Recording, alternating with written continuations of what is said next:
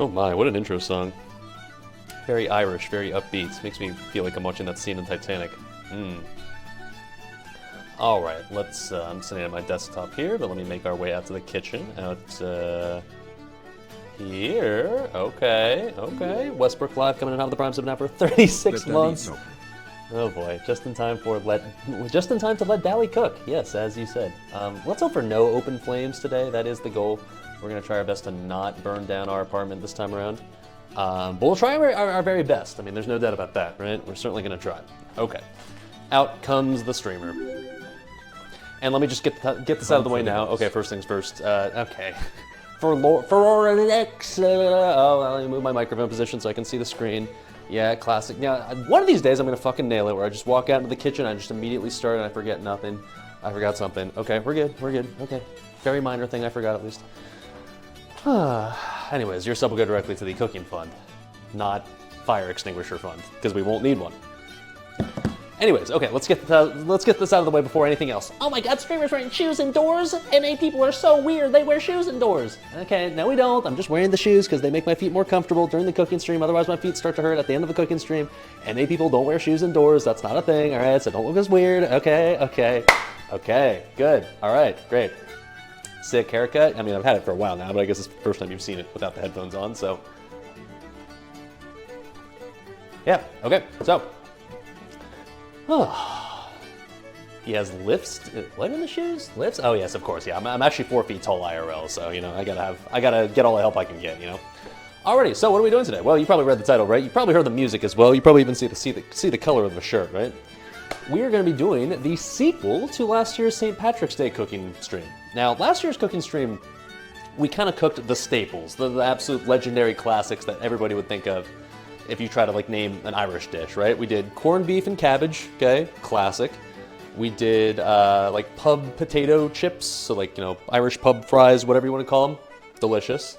And we did Irish soda bread, also delicious, nailed that one last year. Cool, so I was thinking for this year, okay, well, let's do St. Patrick's Day again. That seems like that was a fun one, right? But let's do some different Irish stuff this time around, and maybe we can try to expand on our horizons a bit, if you will. Now, I was struggling for a while to think of like what I'd want to do, but then something that I settled on, because especially when I went to the, okay, let me back up. So last year's Irish feast was inspired by a restaurant that is in town here in Lafayette, Indiana, called Nine Irish Brothers. It's in a couple of other cities, I think, as well, but it's like a very Indiana local thing. And I go there, well, I used to go there all the time with my friends, and like even every now and then when my friends will come into town, we'll still go to Nine Irish Brothers oftentimes for dinner. And it's like a pretty traditional Irish pub sort of atmosphere. Very fun, very comfy. And oftentimes, usually the dish I get is going to be corned beef and cabbage. So that's what I made last year, right? So this year, I was kind of struggling to think of like a good idea for a St. Patrick's Day cooking stream. And then I went to Nine Irish Brothers recently with my friends, and they got basically the dish that like, so it's, they got the dish like they always get, which is the shepherd's pie there.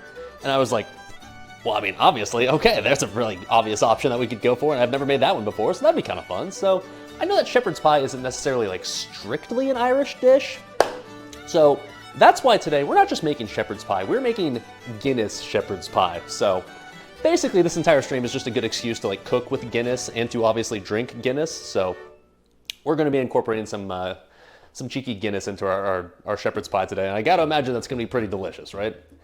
And not only am I doing a Guinness shepherd's pie recipe, we're also doing it literally straight from Guinness's website. They have a shepherd's pie recipe on like the official Guinness website, like here's how you do it. So I'm like, all right, shit, that works. And then in addition to that, we're going to be making some Irish potato bread. I can't remember whose idea this was.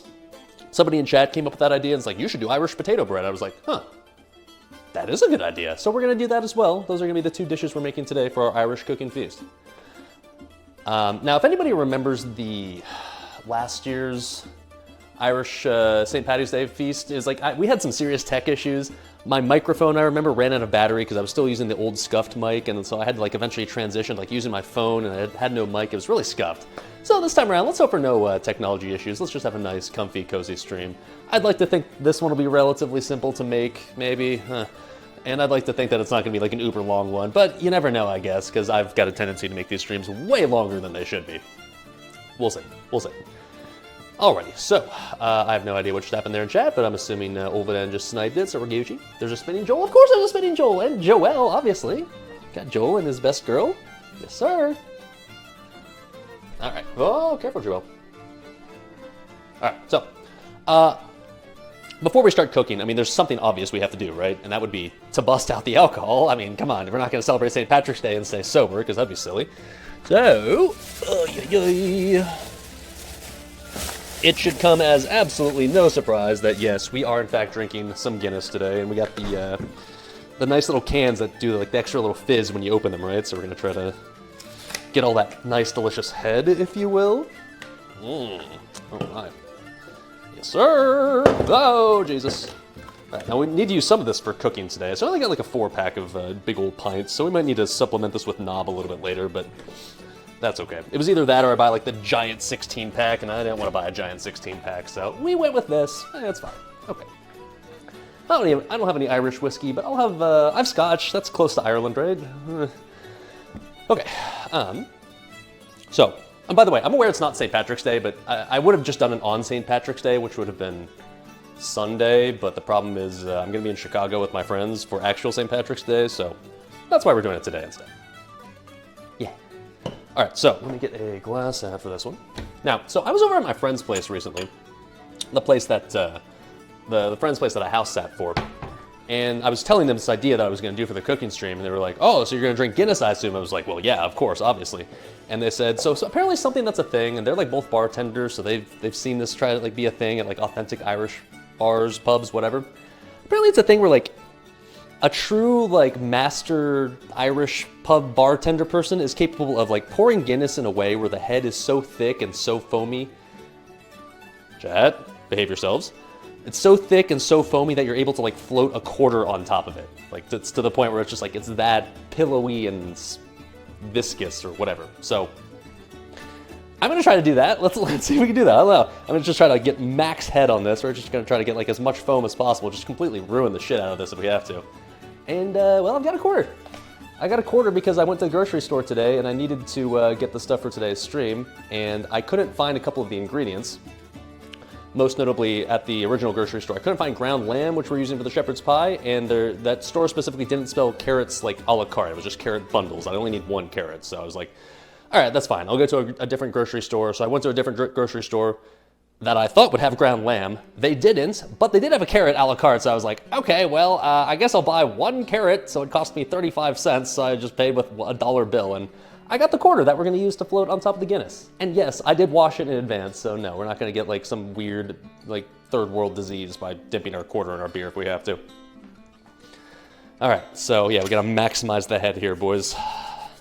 And then we gotta see if we can float the quarter on top, right? So I don't exactly know any sort of juicy secrets as far as maximizing the head on a beer, but I know that you just basically have to pour it from a large distance and, I don't know, make it as agitated as possible and shit or something. I don't know. Let's just find out. Okay. Joel, hey, buddy. No lamb? Well, it's okay. I went to a third grocery store and then I ended up getting ground lamb there, so we're Gucci. All right, so I think you have to... I think what you want to... Do you want to open it quickly or open it slow? Fuck. I think you're supposed to do it... slowly? Shit. Chad, help me out here. Do you open the can slow or fast? Because this is one of those ones that's got a little thing that's supposed to, like, get it all foamy as soon as you open it, right? But I can never remember. Like, you're either supposed to do it really fast or it's really slow. I'm not going to shake it. No, that's definitely not the play. Send it. Well, so I think I want to say it's slow. I'm going to send the first one slow. If we fuck it up, and the second one, I guess, will be fast, all right?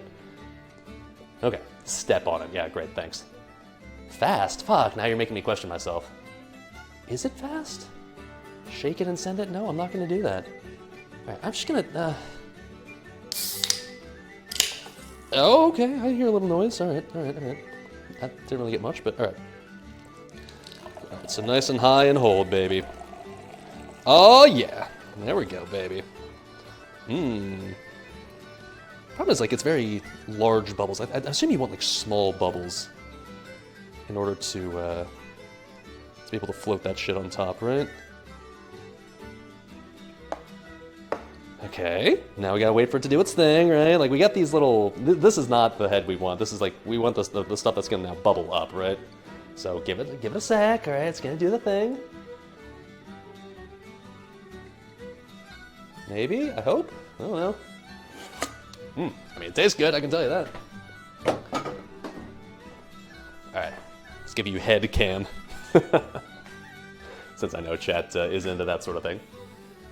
Okay, here we go. All right. So, there's no fucking way a quarter's gonna float on top of this though, is there? 0% chance. I'm not a master Irish bartender. Because like this, the big stuff has to like go away. Like we need like the more like concentrated, like this type of foam down here. It's like half of the foam we need and half of like way too air bubbly. Hey, what's up, Amy? Welcome. Bro, can you run a GDKP on Friday, please? Thank you. Appreciate it. All right. Do we just send it and just see what happens? Pour was too high? See, now it's already people are be like, it was too high, streamer. You have to do it lower. Not too low. You just have to do it like just right. It has to be exactly 3.7923 feet away from the glass when you pour it. Because if it's 3.793 feet away, then it's gonna be too much. It's not gonna be good enough. Okay, do we need an axe? No, just AQ40. It's fine. I'm kidding. I'll figure it out. All right. Quarter. Well, now there's a quarter in my Guinness, so all right, let's go ahead and fish that one out real quick. That did not work. I don't know how you're supposed to do that, but we did not do it correctly. Okay. Well. That's all right. We have 3 more Guinnesses in theory, I guess, to make that work. But I'm not sure I'm supposed to do it better. Now I just got a quarter that smells like Guinness. It could be worse. All right. Well, the good news is, despite my lack of ability to float a quarter on top of the Guinness, I can certainly still drink it, right? Cheers, chat.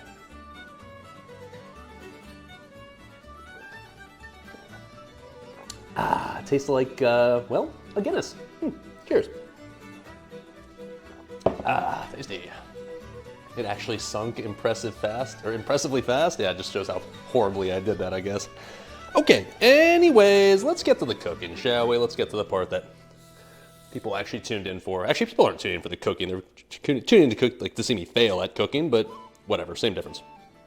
All right, so let me pull up the recipe. We're gonna work on the shepherd's pie first. And then after that, we're gonna do, basically while the shepherd's pie is in the oven baking, we're gonna work on the potato bread. Since that doesn't actually require baking, that's just gonna require, well, frying on the stove. All right, so I'm gonna link the I'm gonna link the shepherd's pie recipe we're using in chat right now. There it is. And let's prep this shit, shall we? So it's gonna be, as far as I can tell, a pretty damn authentic shepherd's pie. So we're using ground lamb, peas, carrots, garlic, Worcestershire sauce, onion, blah, blah, blah, and obviously it's gonna have mashed potatoes on top. So I think the first thing we do before literally anything else, we should probably prep the onions, prep the potato, or potatoes, I guess. Potato, boil them, mash them, put it in a stew. And I guess the garlic, I guess we'll just use our garlic crusher. Shout out to Lido on that one, so, all right. Oh. Let's get the shit out, shall we? All right, so I see onions, okay.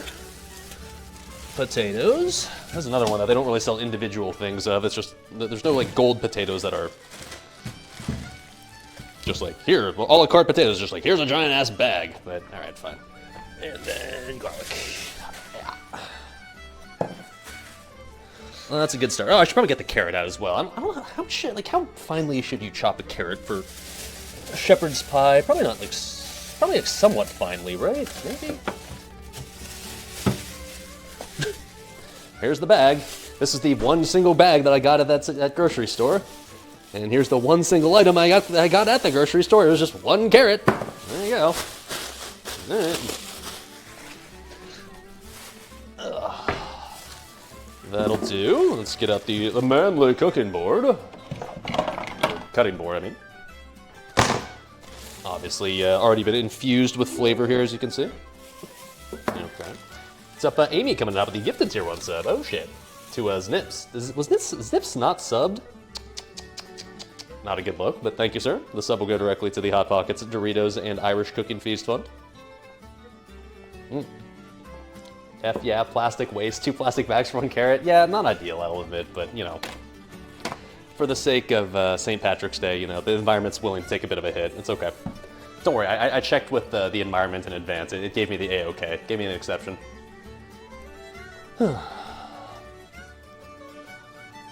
1 carrot, please? Yeah, I went to the self-checkout. I couldn't bring myself to go to the real cashier person and be like, hello, I'm here to buy 1 carrot. That's it.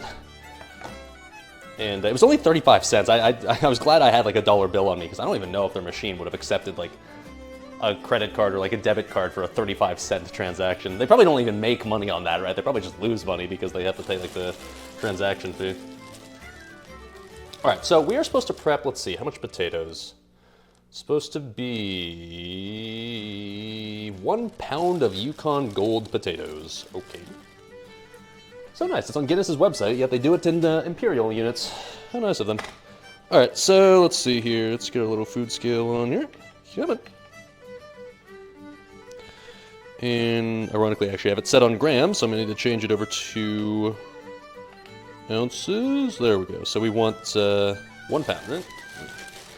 Oh, and what we're also gonna do, like, so we're prepping the potatoes right now for the shepherd's pie, but we're also gonna need potato for the Irish potato bread, obviously. So because of that, I'm actually gonna probably just boil and mash all the potatoes for those at once. So actually, we're gonna need at least specifically a pound. So this is already a pound right here. Damn, that's all we need for the shepherd's pie. I'm gonna go and say that I probably have a few more potatoes than I actually need, but whatever.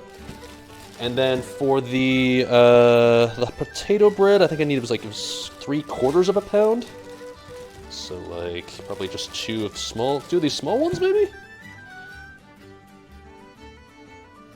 I mean, that's pretty close. Oh shit, no. Okay, an ounce. Fuck, man.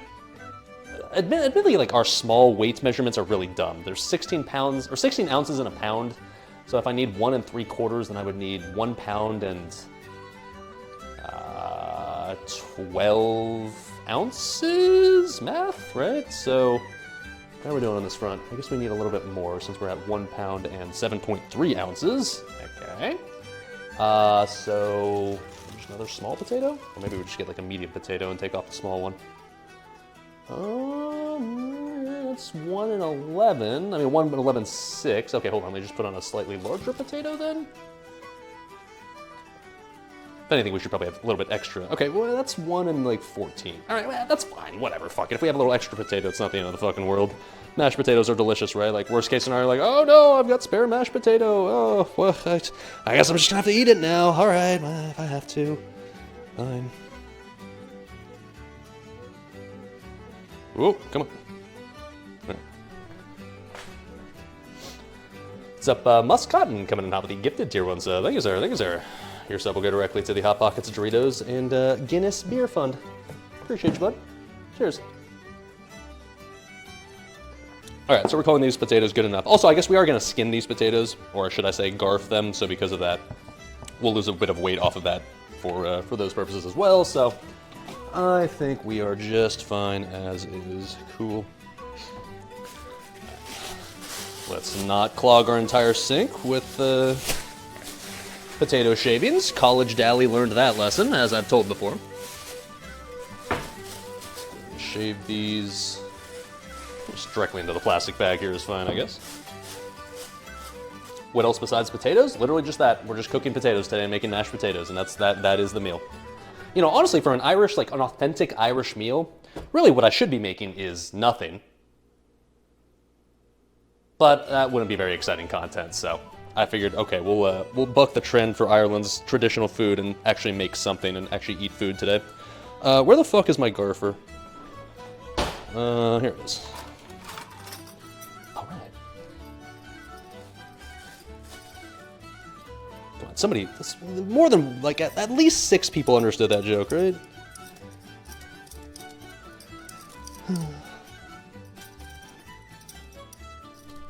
That would have been funny, actually. That would have been like a funny gag cooking stream, like the day before the real one, like claimed to be doing the cooking stream, and then like literally all I do is just like take out 1 potato, put it in the microwave for 5 minutes, pull out, and be like, there we go, there's an Irish meal.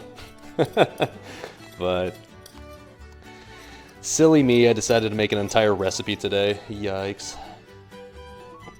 Irish people in shambles? Well, they would be, except for the fact they all died back in the 1800s, so there's really no one to be upset. Do Irish people actually exist? Are those real anymore? I thought they were just like from like mythical fairy tales. Like, aren't leprechauns supposed to be the representation of what Irish people used to be like back when they still existed? I think so. I think that's how that works. Okay, there we go. That's one. You know, honestly, usually I am kind of like a skin-on mashed potato enjoyer, so like that way like the skins are mixed in, but I guess specifically for like the potato bread, it'd be kind of scuffed that there was the skin mixed in. And I guess maybe aesthetically speaking for the shepherd's pie, it looks better if there's no skin mixed in, so. Alright, we'll just keep it doing the legit way. Grape, parsed potato shaver. Oh, shut the fuck up.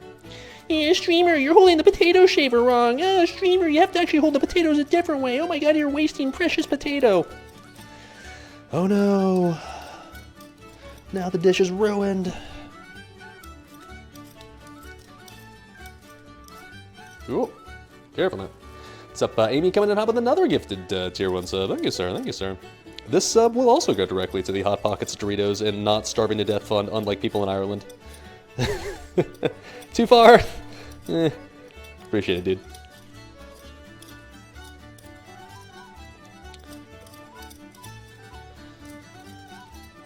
Now, we're going to be boiling these up. These are all going to become mashed potatoes. There's really nothing we're doing with potatoes today besides just mashing them, so we're keeping it nice and simple, nice and easy. No possible way I could fuck that up, right? Right, okay. Okay. We got 5 of these in total. I tried to keep the dish today relatively simple, or the dishes that we're making. Try to keep them relatively straightforward. We've been on a streak of cooking streams lately where it's been kind of a large headache and kind of stressful, and I've been trying to get maybe a little too fancy with things. So I tried to dial it back for this one and just try to return to our roots, if you will, and just try our best to make something that's within streamers' cooking abilities. Now, the funny thing, the ironic thing is if you look at the recipe for the shepherd's pie, it actually says, like, it's for the difficulty of cooking, it says hard. But I feel like it's hard based on the difficulty of people that would look up recipes on the Guinness Beers website, right? Like, easy is probably, like, potato chips and guacamole or something, so I don't know. I looked at the recipe, it looks pretty doable. Like, yeah, it's just like cook a bunch of stuff in a skillet and toss it into a little pie tray and then just top it with mashed potatoes. Like, okay, I can do that, sure. Nothing simple like British food? Yeah, exactly. British people don't like to spend more than like 5 minutes cooking any dish in existence, right? So, like, how hard could it be? Besides, it's not even British. It's technically Irish, right? We're distinctly not British. Unless they're from Northern Ireland, which is always confusing to me. Like, if you say... Do people from Northern Ireland say they're Northern Irish? Or do they say they're Irish? Or what do they identify themselves as? No fucking way they identify themselves as just British, I would think. That's probably not a thing. Like, Scottish people call themselves Scottish, right? But, like, would Northern Irish people... Or Northern Ireland people be like, well, I'm Irish. And then people from actual Ireland are like, no, you're not. We're Irish. I don't really know how that works.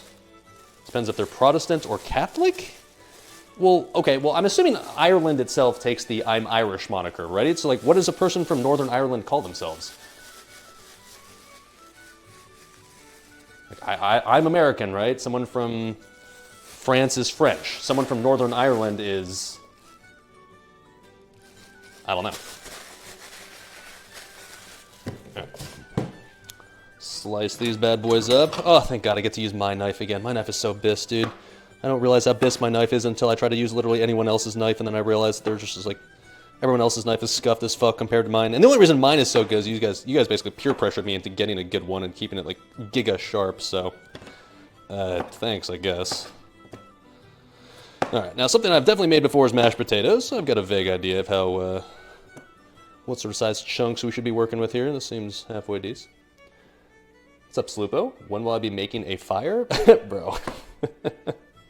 If anything, the flammable oil inside of a skillet will be done during the potato bread portion of the stream, so I guess stay tuned. You gotta do the shepherd's pie first. Oh, come on. Oi.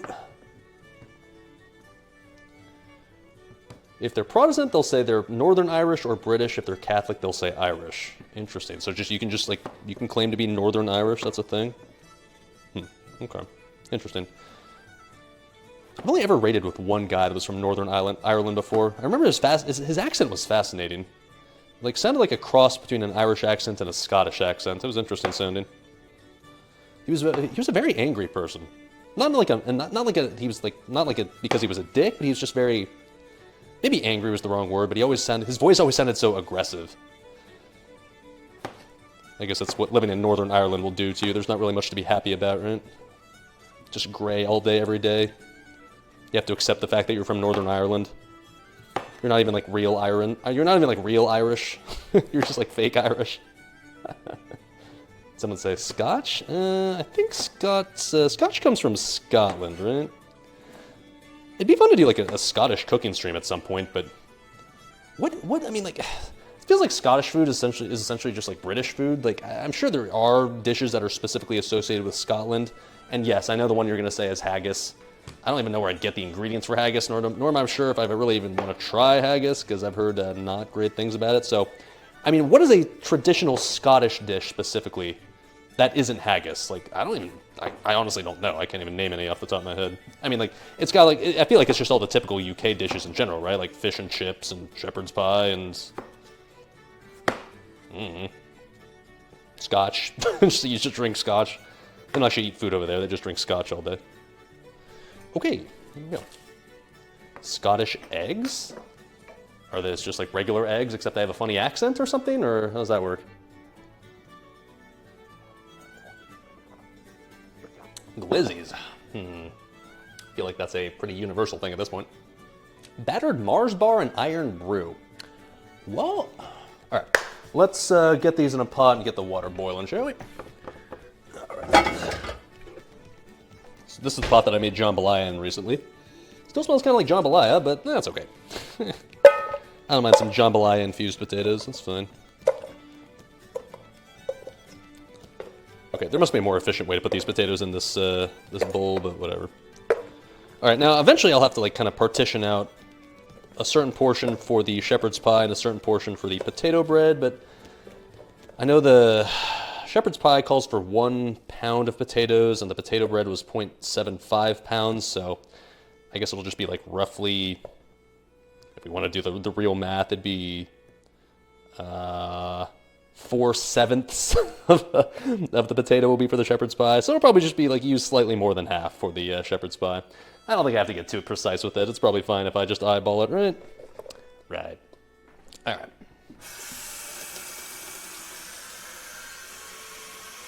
Iron brew uses fake sugar? Whoa, I don't even know what you're talking about. All right.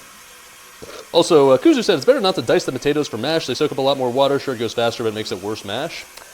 This is the only way that I've made potatoes, and it's not like I didn't dice them like a lot. I just diced them like a little bit, so whatever. I've done it this way before. It works fine.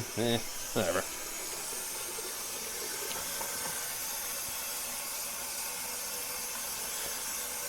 This is not master bachelor cooking stream, so I don't mind if I make it a little bit scuffed. It's all Gucci.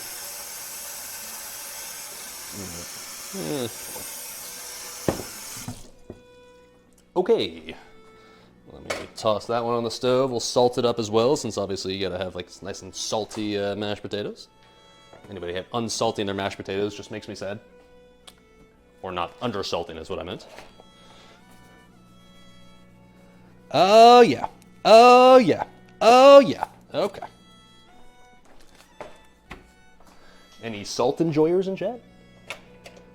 Alright, let's let that bad boy rip.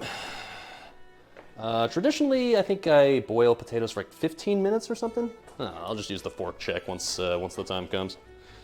Okay, let's prep the other stuff now, shall we? Add more. I know it's supposed to be like salty as the sea, right? Actually, you know what? You actually are right. I do need more salt. One of the rare times where streamer probably went a little bit too light on the salt. Wow. All right, here you go, here you go. All right.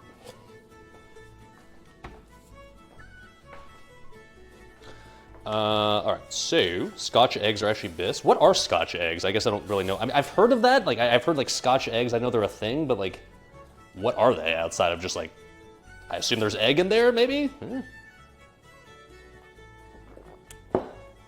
Yorkshire pudding would be a good one. Yeah, but that's not Scottish, right? I mean, it's literally Yorkshire, right? Which is in the UK. Or, well, you know, specifically England, the England portion, Britain portion, whatever.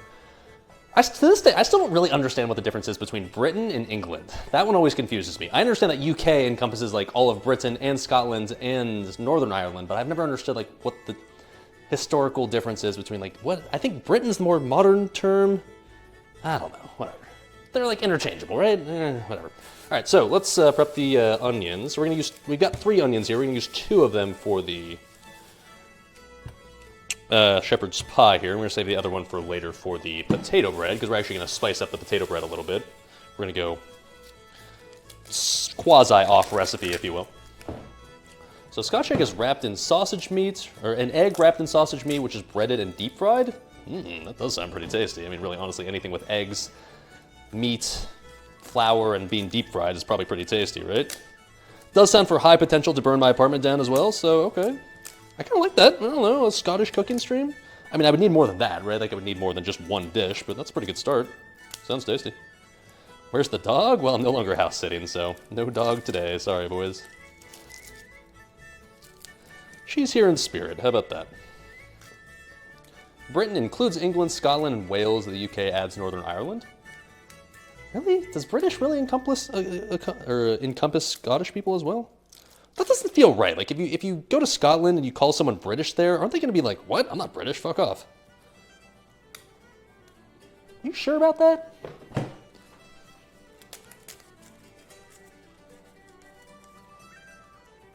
Is that a catfish in the back? Bro, are you trying to shit talk Joel? Everybody, please indoctrinate Colty into the Church of Joel, please, all right? Show them who our Lord and Savior in chat is. Show us who is our benevolent fish overlord, please? This is simply an IRL representation of Joel. Britain is the island. Yes, you're sure? Really? So I'm struggling actually getting this potato or this onion peeled right now. Don't mind me. Really?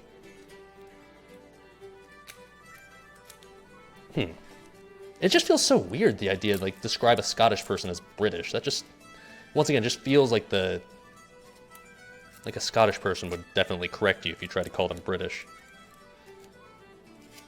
Because to me, British means like, oi mate, Tuesday, isn't it? And not like, Scotland. Like, if you want to describe someone from Scotland, it's just like, they're just Scottish, right? But then anybody that's from like London, they would never describe themselves nowadays as like English. I mean, I guess they would, but like the colloquial term would be British, right? But they just, I don't know, weird. They just need to settle on one term. It's weird that like the UK has 3. Like, we're the UK, we're also England, and we're also Britain. Very strange. Here in America, we're just America, brothers. No 2 ways about it. Hell yeah. All right. Hey, I successfully peeled an onion after like 5 minutes. We did it. Now we just have to do another one. All right, cool. The trick with the onion is to cut off a small piece and they peel easily. I know, but like, I know, God. You know, the funny thing is, whenever I use that burner over there to this day, it still smells like a little bit like smoky, a little bit burnt still. One of these days, the full portion of, I guess, burnt vegetable oil will finally just burn away and be gone forever, but it is not this day. It still smells vaguely burnt vegetable oil-ish, so that's pleasant. Okay, that might have been slightly easier. I'll give you that. I was trying to shake off the outer peel of this one first, but yeah, okay, so much for that.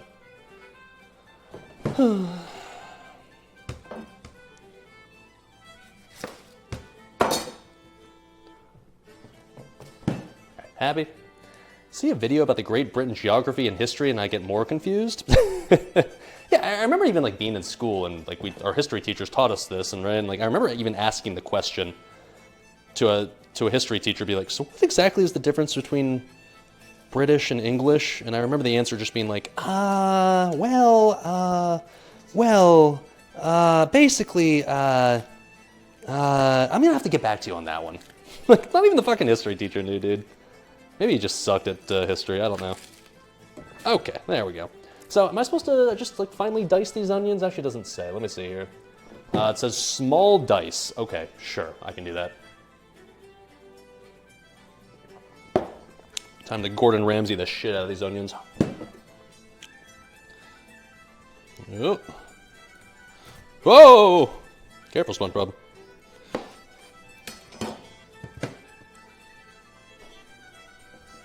Is this boiling yet? Oh yeah, it's getting there. Okay. Set that timer. I'm gonna go with 15 minutes. Traditionally, that's what I do. Like I said, these 4, and usually it works out.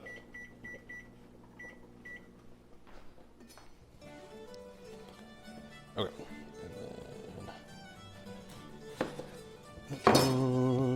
Alright.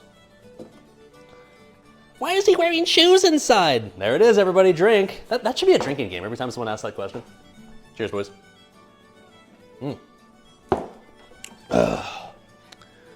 I should have bought more Guinness. Like, I've got to save at least a little bit for the actual dish here itself. I can bust out the knob if I have to, so it's not like I'm going to run out of alcohol, but... Yeah, I say that, but then maybe I don't want to drink too much Guinness anyways, because that'll just bloat me and make it hard to actually eat food once it's time, so maybe it's actually fine as is. Maybe the self-imposed limit was the correct play after all.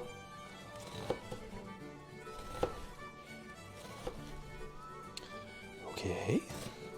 It's a small dice. I'm not necessarily a master at making small dices, or small diced portions of onion or whatever, but I'm going to try my very best.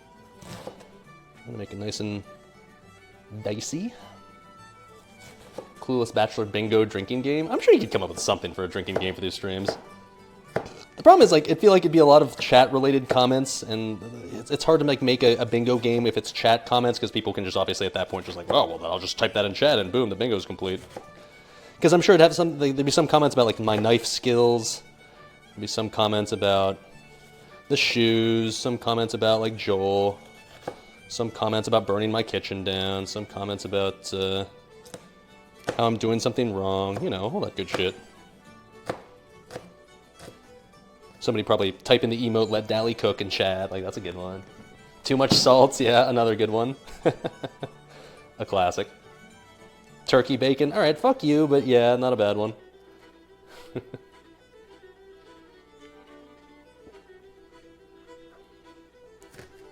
Alright, I will say it one more time, and I will never acknowledge it for the rest of the stream, because A, it's kind of fun for the meme, and B, you guys are just fucking weird.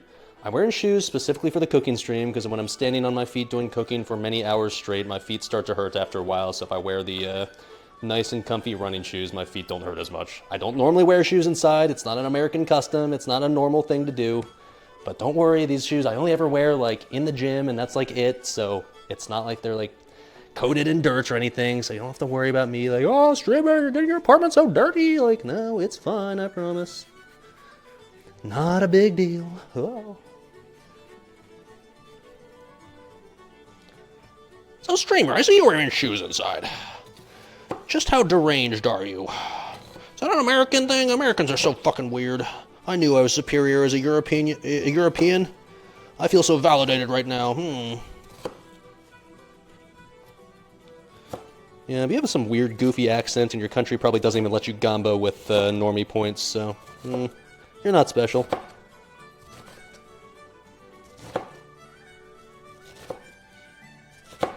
We never do gambas for cooking streams. I wonder, like, what could you do for a cooking stream gamba? I don't know. Hey, what's up, Midiosa, coming in hot with the tier 17 now for 21 months. Much appreciated, much appreciated. As always, your sub will go directly to the cooking stream fund. Oh shit. Thanks for hanging out. Glad you're enjoying.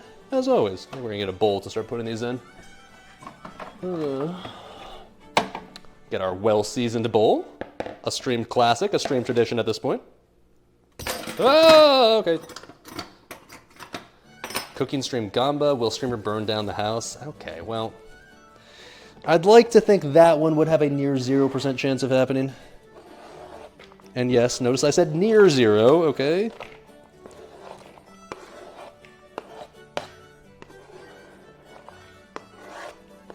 That's a shitload of onion. Does Shepherd's Pie really use this much onion? Jesus. This is only half of what we need. We're still Gonna do the other half now. Okay. Hashtag trust the process, I guess.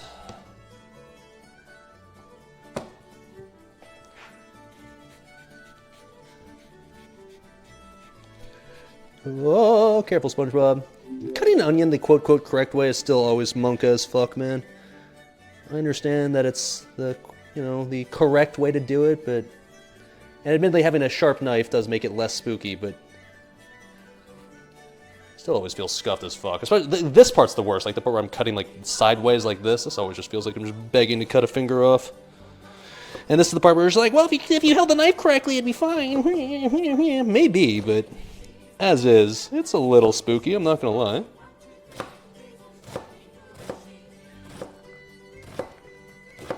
But I will admit, it does work quite well. It does create nicely, evenly diced onions. Hey, what's up, UDM bro? UMD bro? UMD bro? One of those coming in hot with the Bezos bucks. Thank you, sir. Your Bezos bucks will go directly to the Hot Pockets, Doritos, and Shepherd's Pie Fund. Thanks for hanging out. Glad you're enjoying, dude.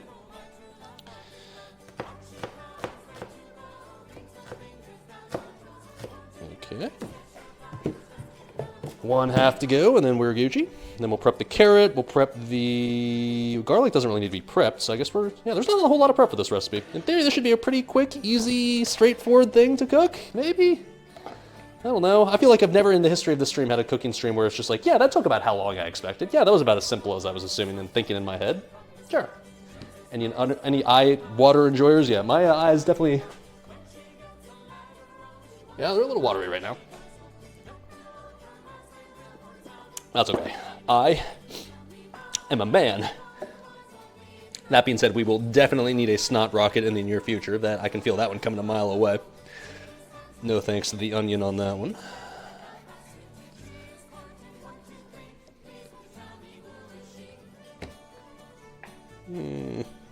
One more. Oh, careful, SpongeBob.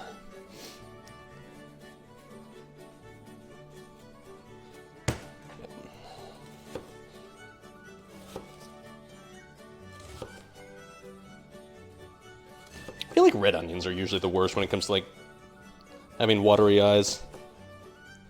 Red onions are always, like, particularly potent, it feels like, for some reason. I don't know if there's some sort of science behind that or some genetic difference between red onions or yellow onions or whatever, but yellow onions are always, like, relatively mild, it feels like. At least to me, I don't know. Stick my face in the freezer helps with the tears?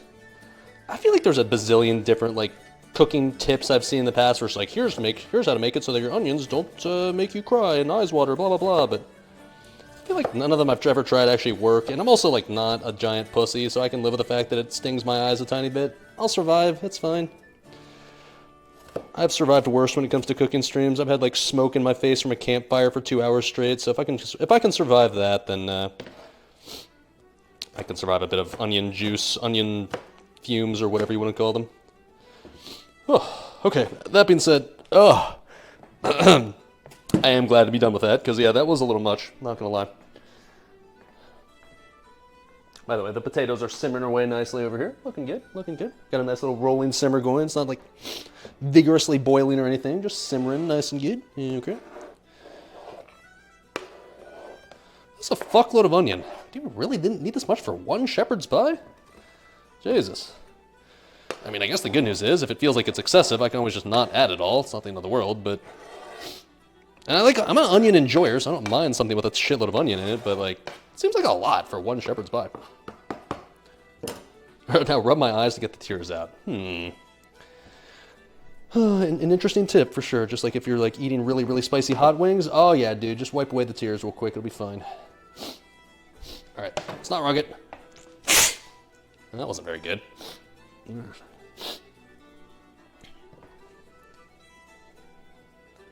Come back to that one later. We can get a better one than that. Alright. Sorry, yeah, now you're just gonna hear me sniffling for the next few minutes because of these onions. Look at that, an entire thing of diced onions. Good job, streamer. Alright, cool. Next up, we can prep the carrots, I guess. Now, the carrot, it doesn't really say... it says a small dice. The only way I have ever bothered cutting a carrot has just been... Hold on. I've only ever cut a carrot just this way, right? Just in like little slices like that. Like, how do you make it like a small dice? I guess maybe I should cut the carrot like maybe into quarters and then cut it like that way. Like maybe that'll make it. What I don't really. I'm trying to think of like what in my mind would qualify as a small diced carrot. Quarters is fine. Okay. That carrot's gonna vanish in all that onion. Yeah, I agree. The recipe calls for 2 medium yellow onions and 1 medium carrot. That's it. I agree. It seems like the ratio is kind of off, but like I said, I'm hashtag trusting the process. I don't know. All right. So, anyways, I guess we'll just do quarters. Yeah, sure, that's fine. Not exactly nailing cutting this into an even half here, but whatever. Wash this shit? Yeah, okay, fine. Alright, yeah. It's all gonna be cooked anyways. It's all gonna be made into sterile temperatures anyways, right? Yeah. I think that's how that works. Washing your carrots is for the radical left. Oh my. And maybe for people that don't want to get food poisoning. Not like it's, like I said, it's probably not an issue, right? Like if it's inside of an oven that's at 300 whatever degrees, I'm pretty sure nothing's going to survive that, but... better safe than sorry, I suppose. Alright, I didn't really exactly nail it when it comes to cutting these into like even quarters, but... whatever, close enough. Alright. So does these count as like small dices? Maybe. Biden washes his carrots. That's all you need to know, brothers. That's right. This country's going down the fucking drain. Every single goddamn woke left motherfucker washing these carrots nowadays. Fucking disgusting and pathetic. Back in my day, my daddy never used to wash his carrots. He would just eat them raw. He'd put them up his asshole, and he'd fuck himself with raw carrots, and he didn't need to wash that shit. My daddy was a true American. God bless America.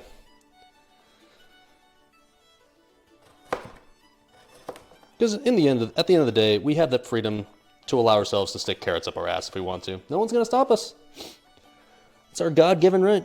This doesn't feel like this is dice enough. This doesn't feel like this qualifies for a small dice, to be honest. I mean, like, it'll work, I'm sure, but... Oh, I just kind of want to do like a little real quick. Is that allowed? Can I do that, chat? Can we do a little or is that going to ruin it?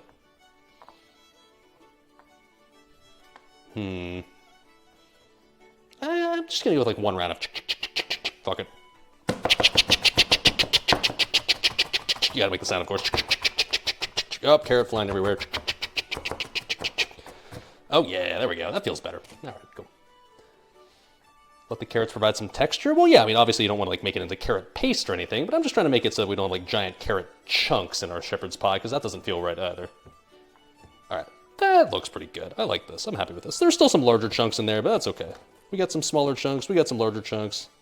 If anything, we'll have some variable texture. That's probably a thing with cooking, right? Yeah, sure. Okay, cool.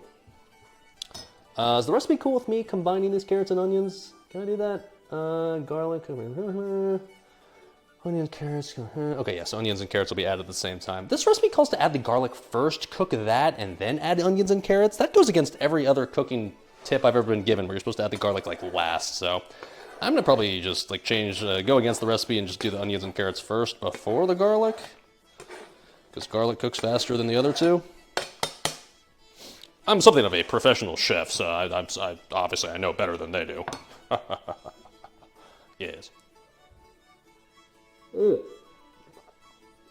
Guinness number 1, check.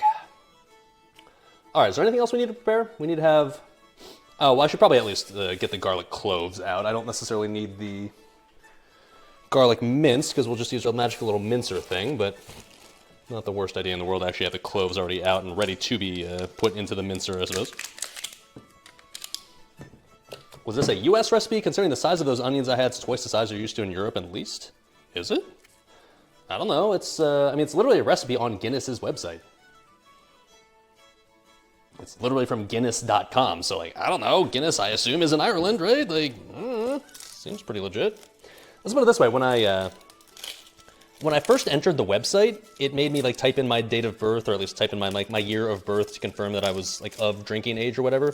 And the entire text was in German, which I felt was random. Like, okay, it's on an English version of the website for a company from Ireland, and you're asking me if I'm old enough to drink in German, ? So that was weird, but thankfully I got the gist of like, it's asking me for a date. I think I know what it wants. Okay. So anyways, yeah, I agree this is a lot of onions. Maybe I'll just like add like most of the onions, but not all of it at first, and see like what that looks like. We can always add like extra later. Those onions were fucking huge. I don't know, it said medium onions, and like, to me at least, this is definitely a medium onion. Maybe you just got like small energy, like small pea onions in Europe. I don't know, but to me this is a medium onion. There are onions that are definitely larger than this, absolutely, and there's onions that are smaller than this too. So to me, it's like, this is a medium onion. Onions shrink a lot? Well, yeah, I know they do too, but I will admit, this does seem like a lot of onions for one shepherd's pie. It is a little excessive. That's big for European standards. Well, what can I say? The onions in America just are bigger. I get it. Like, you know, Europeans have small onions. That's okay. Not everybody can be gifted with large onions. I am an onion enjoyer, though. I don't know. We'll see. We'll see. All right, so this is calling for 5 cloves of garlic. So, we'll add 6, just because. In what world do you actually follow the recipe when it comes to like how much garlic it recommends? You always add more, right? Obviously. Also, I should probably get the skillet going so that way we can prepare to get this shit show on the road. I assume we just use a skillet, right? Let me see here. Oh, I also need to prep fresh thyme leaves and rosemary. Okay, we'll do that next.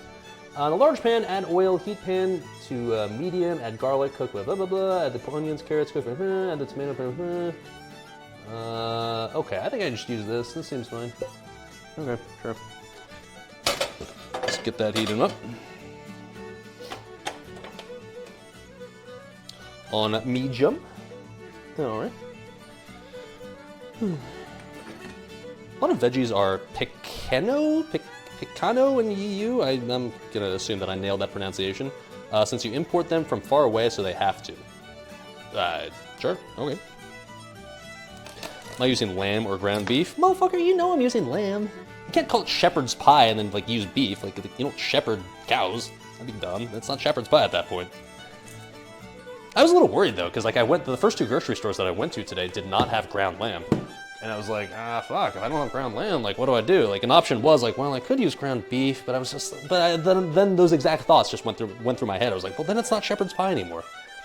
Shepherd's pie is, by literally the name implies it's using something from like a sheep, right?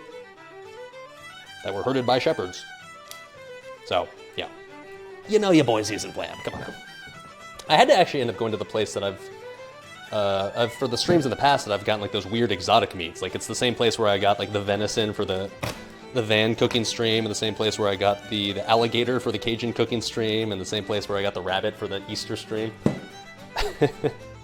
That place is clutch. That place has like everything. So that was kind of like, it's kind of far away from me. That's why I didn't go there first, but that was like my reliable backup plan of like, if anybody's gonna have ground lamb, they definitely will, and they did. So, cool. You use beef, you call it a cow pie? That sounds weirdly sexual for some reason.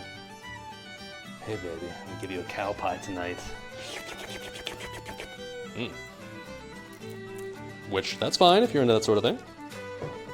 As long as both parties consent, whatever. Rip that rabbit, never forget. Yeah, rip that stream in general, never forget.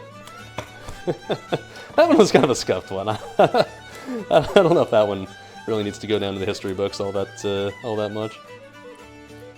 There's some good cooking streams and there's some bad ones. That one was kind of a stinker, if I'm being honest. Come on. Big old chunks of onion. Hell yeah, brothers. Scuffed is an understatement. Yeah. It was certainly a visual, that's for sure. I mean, at the very least, it was some pretty good visual comedy.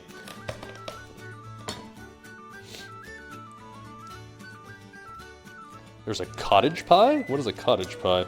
I feel like I've heard of that, but I don't actually know what would be inside of that. Okay. 6 cloves of garlic. Neat. Got those ready to go, and I guess we'll get out the thyme and the rosemary, because we gotta prep those as well.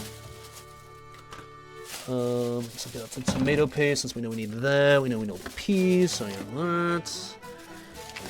Okay. Sweet peas. The recipe calls for English peas. I don't know what the fuck English peas are, but I'm just using regular peas. Whatever. Whenever I think of shepherd's pie, I just think of it's just peas inside. Whatever. So we're using peas. Cool. Great value, obviously. Rosemary, thyme, 90% of which will end up going to waste. Same for tomato paste, but whatever. It is what it is. I need more Guinness. All right. It's time. All right, ready for that big dick pour? That big head energy, everybody? Let's do it. So I opened the first one slow, and that didn't really work all that well. Let me do this one fast. Oh, shit. Okay, yeah, the answer's definitely fast, obviously. Head me, baby.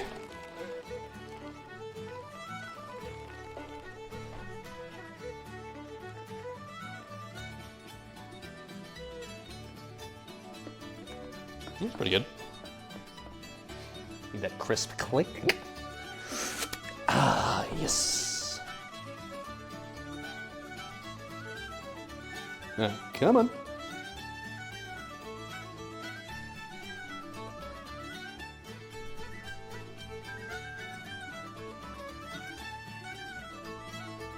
Let's let that settle a little bit, shall we? All right. Anyway, so we just have to mince, I don't think it's much thyme and rosemary, right? It just says 2 teaspoons of thyme and 1 teaspoon of rosemary. Teaspoons, the fuck is that? I'm just gonna eyeball that, whatever. How do I have such beautiful hair? I don't know, I guess you can thank my mom and dad's genetics for that one. My beautiful half Asian, half generic white guy hair. I mean, I definitely have Asian hair, like, it's definitely very rigid and annoying, honestly. I've always been annoyed by my hair, it's too rigid, it doesn't... Very difficult and annoying to style. So 2 tablespoons. What the fuck is that? Ugh. Or teaspoons, sorry. Tablespoons would be a lot. I feel like that's probably fine to start with. I hate working with thyme because you gotta just like very meticulously pick away at all the tiny little leaves in there. It's just annoying. Hair care routine stream coming soon. I'll just do it right now, okay? I buy the cheapest shampoo, I buy the cheapest conditioner, and I scrub and shampoo when I'm in the shower, and then wash it out, and I scrub and conditioner, and then I wash it out, and then I'm done. There you go, that was easy. A waste of time? Ah, this fucking guy. Everyone loves vegetable puns. Was this a vegetable? I don't know, what do you consider thyme? I guess it's like more like a spice, I guess? An herb? Whatever.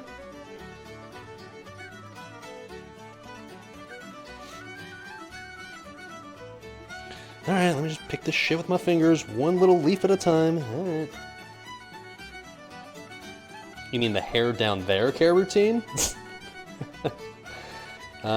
Just go to Google Maps and type in Amazon jungle. There you go. You'll find what you're looking for.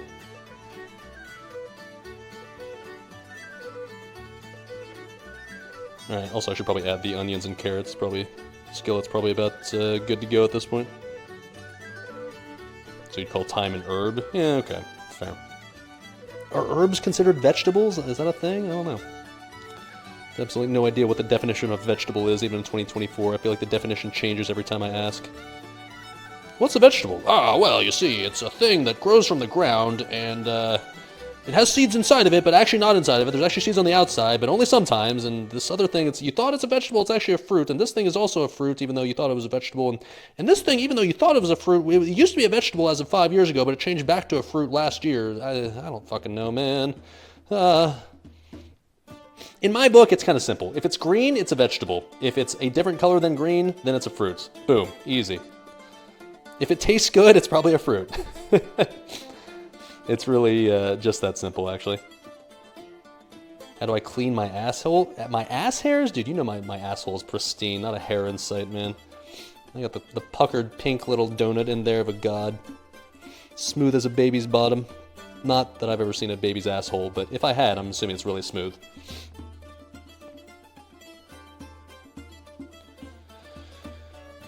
Fuck, this is tedious. Oh my god, man. I'm trying to avoid getting any stems in there. It feels like this thyme is not very fresh. It feels very dried out, which is making this more annoying. How much of this? 2 teaspoons? Ugh, god. Okay, let me add the onions. This is tedious. Let's at least get the nice little sizzle going, shall we? Oh shit, I guess the potatoes, technically the timer already ended a while ago. I heard the timer go off, I turned off the timer like, shut up timer, and then I kind of forgot as to why I had the timer in the first place. Okay, let's see. Potatoes are getting there. Oh, well, actually, maybe there's like 2 more minutes, but they are actually just about done. Cool. Anyways, what are we supposed to add before we add the other stuff? It just says add oil and heat pan to medium. Okay, how much oil? 1 tablespoon of extra virgin olive oil. I'm not gonna measure that. We're just gonna kind of send it, whatever. Tablespoon, something like that. Sure. So we're gonna send all of these onions? I'm gonna separate out these onions a little bit and just like reserve some of these off to the side. You guys kind of got me with the whole like onions are smaller in Europe thing. Most things are smaller in Europe, I get it. You guys hate freedom, it generally makes your things smaller. Let's like take out just like some. There we go. And if anything, we'll just have extra onion for later, which is fine because we can use that for the potato bread since we'll mix in some onion for that. Jesus, that's still a lot. I guess we're just gonna hope it reduces. I mean, worst case scenario, it feels like if we cook too much, we can always just like remove some before we actually mix it up into the rest of the ingredients. But yeah, that does seem like a lot.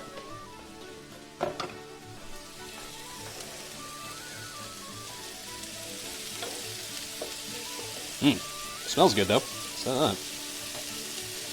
Oh right, you gotta fancy binging with that shit. Obviously, if you're gonna be throwing literally anything onto a pan, then you gotta sprinkle some kosher salt on that bitch. Yes, sir. Yes, sir. You know what? We're feeling frisky, man. Even a little pepper on that bitch. Yes, sir. It feels like it's kind of mandatory. If you're cooking onions over a skillet, like you add salt and pepper. That just feels like it's a requirement.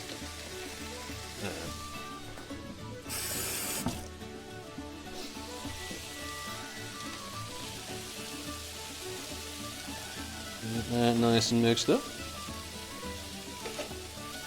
I mean, yeah, so onions will reduce by probably like half, so this seems like a lot, but should hopefully be okay. Also, I feel like the carrot's holding its own. Somebody was saying like, oh, the carrot's gonna disappear into that onion, but I feel like it's actually a decent distribution. Obviously, there's more onion than there is carrot, but carrots don't really shrink in size when you cook them, right, as opposed to a onion, so it might end up actually looking somewhat even between the two by the time all is said and done here. Oh, shit.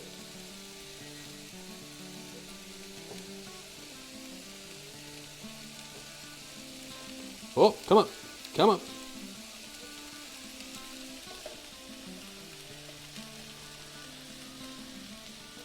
Just gotta remember to stir those up every now and then. We should be hopefully being chillin'. Okay, cool. Anyways, let's continue with the pain in the ass time, shall we? Actually, well, no, shit, the potatoes just... timer just went off, so let me check on these again.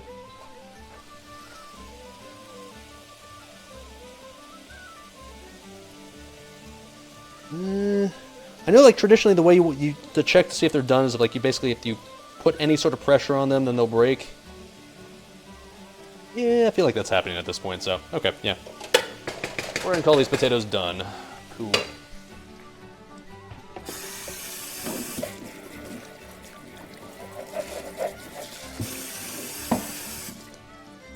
Let's get out our ghetto-ass strainer. This, like plenty of my other cooking bowls and utensils and stuff, has plenty of character to it. It infuses flavor, so it's just gonna make this dish that much better.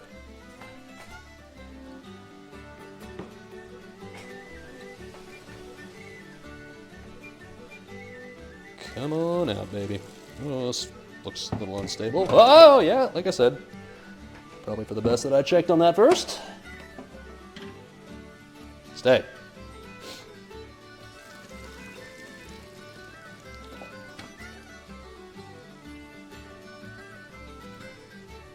Stay. Good boy. Okay. Oh. Come on. All right. Cool. So let that strain out for a bit. Let it do its thing. Cool, cool. Back to our exciting adventures in time. Never mind. So yeah, I know somebody was saying like earlier, just like, and this is something I've done before, right? Where you use your finger and you kind of like run it along the stem, but that's kind of what I was complaining about earlier with this time. It's really dried out, so it's, if I try to do that, here's what's gonna happen. It just breaks, yeah. So, that's a little annoying. I think it's just not very good quality time. I don't know, maybe time is out of season or something, I have no idea. Go from the top to the bottom of the stem, as in like this way.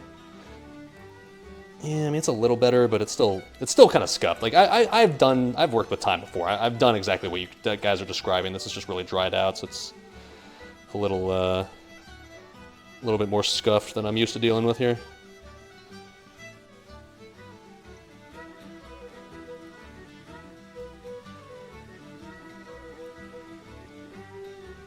Alright, shit, actually that one kind of worked pretty well. Alright, well, okay.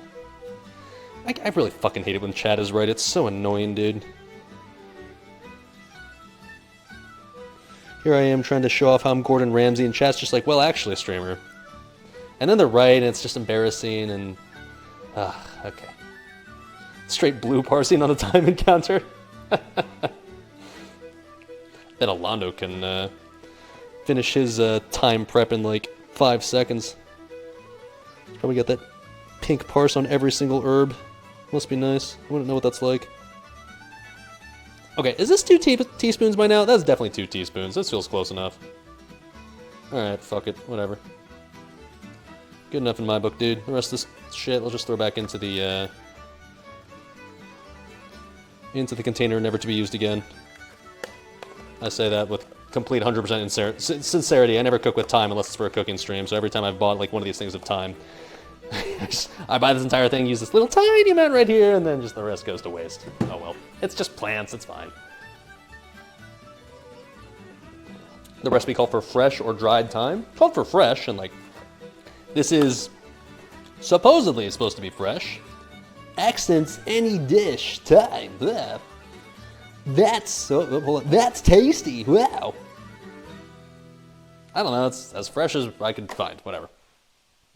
It's not dried thyme. Like, it's not described as dried thyme. Let's put it that way. Anyways, let me mix up the onions and carrots over here real quick. 1 second. Oh. Yeah. Just gotta get this shit nice and translucent, right? The recipe calls for it to cook 6 to 8 minutes, and I don't know. I feel like I've done enough cooking at this point to know that, like, I can kind of just eyeball and see, like, yeah, the onions are looking pretty translucent at this point, right? That's usually the term that all the fancy cooking recipes and videos and shit use.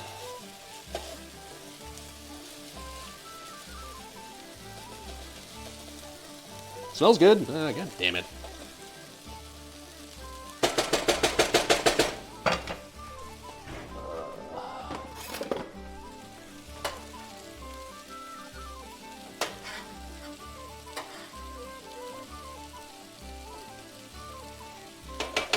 Okay, so now that we got our thyme prepared, now we'll do the rosemary.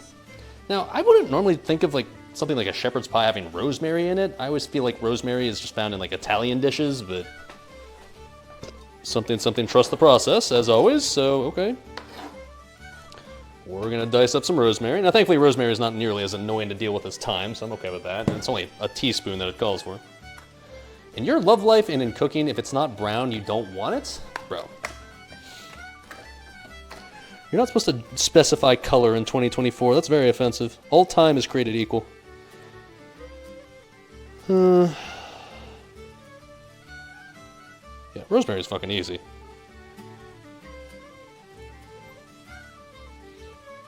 Cool. I love rosemary, though. It just reminds me of going to an Italian restaurant, essentially. Reminds me of just having the focaccia bread, which was such a banger when I made that one on stream. I should really remake that recipe sometime, just for funsies, just for myself. That was really tasty when I made that. Hey, focaccia, fukazi, I'm walking you. That's probably more than actually we need. That's like the same amount of time that we used, and we're only supposed to have half, but whatever. Rosemary's tasty, it's fine.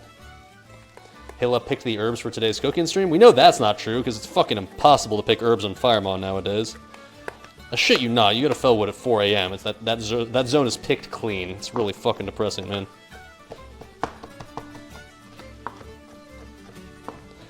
But we won't bring that up again.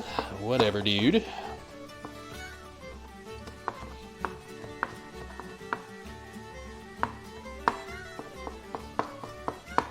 Okay.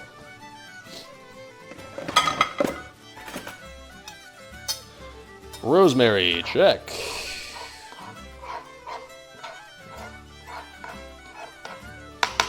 I think that was officially like all the stuff we need to prep right here, right? Everything else we'll just need to... Oh, okay, you know what? I need to get working on chicken stock because we need a cup of chicken stock. I know a lot of people would say like, oh, Straber, you gotta just actually have like real chicken stock made homemade using your chicken carcass that you had from last week when you slaughtered your chicken. But all right, I don't have a slaughtered chicken carcass, so I'm just gonna go ahead and use chicken bouillon cubes like I always do because they work fine.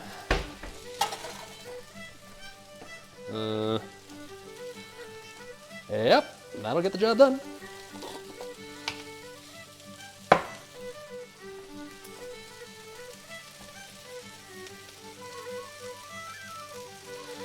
Streamer, it's not authentic.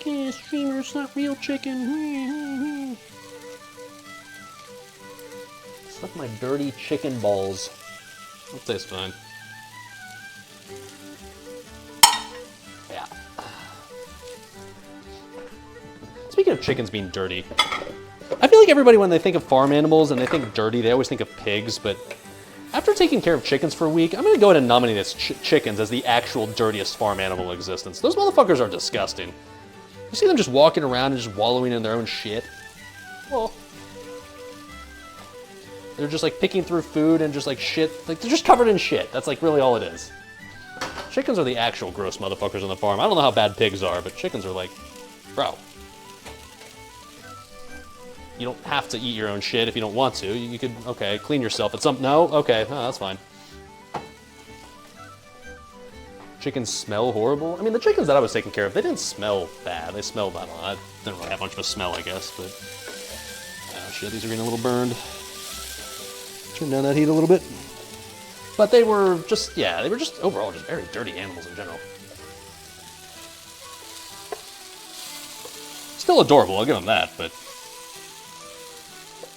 I don't envy my friends for like having to actually like clean out the chicken coop, and because I'm sure they do cleanup sessions for them, and I'm sure they keep them like clean. Otherwise they wouldn't have. Otherwise they would probably smell horrible. So I don't envy them for having to do that. That'd be I'm assuming a lot of work and not particularly pleasant work.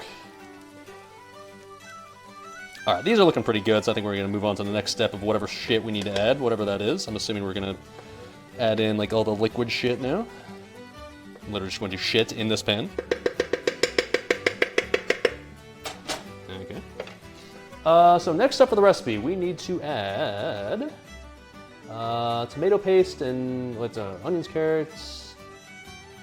All right. Well, it was supposed to. I guess we were supposed to add garlic first, according to the recipe. I didn't do that because like it doesn't make any sense to cook garlic before anything else, according to every other recipe I've ever seen. So let's just go ahead and add the garlic now, I suppose.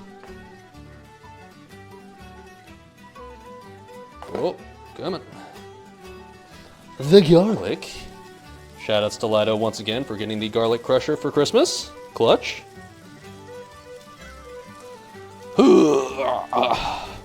And now we just like shit garlic out of this thing.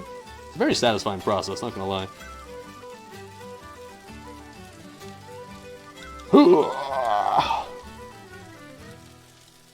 Although I will say it's not quite as efficient as actually doing it manually with a knife, because it feels like you always have a little bit of leftover extra, just little chunks of garlic that don't get used efficiently, but it is a hell of a lot easier.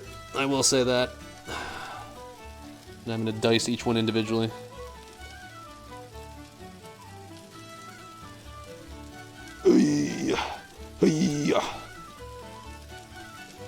And it gives you a nice forearm workout.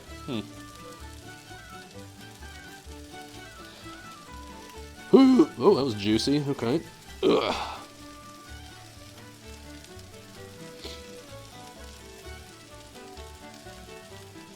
Clove number 6. Hey. Hey.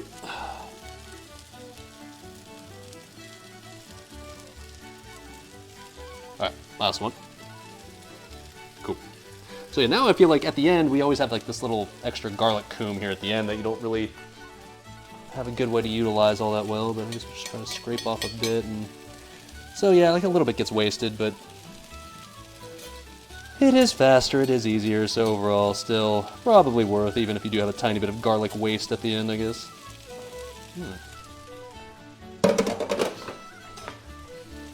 Mix her up. Oh man, that smells good. Onions, carrots, and garlic, dude. What a legendary combo. Alright, chicken stock is Gucci. That didn't take long.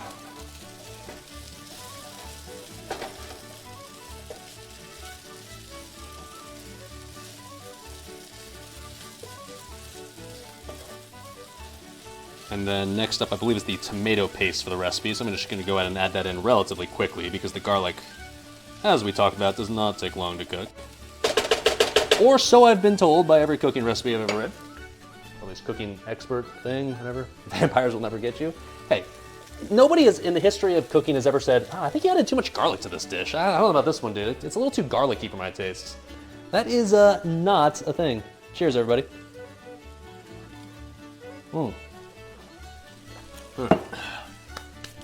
So tomato paste, we're supposed to do 2 tablespoons. All right. And then we'll just waste the entire rest of this can like I always do. You know, I know there exists like a little tube of tomato paste you can reseal. I've never been able to find one of those before. I would totally use those so I could just like preserve my tomato paste if I could find one of those things, but I never can.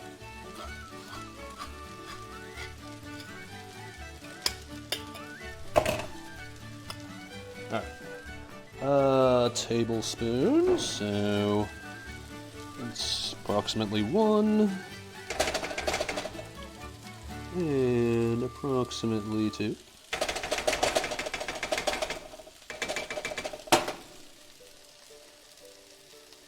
All right.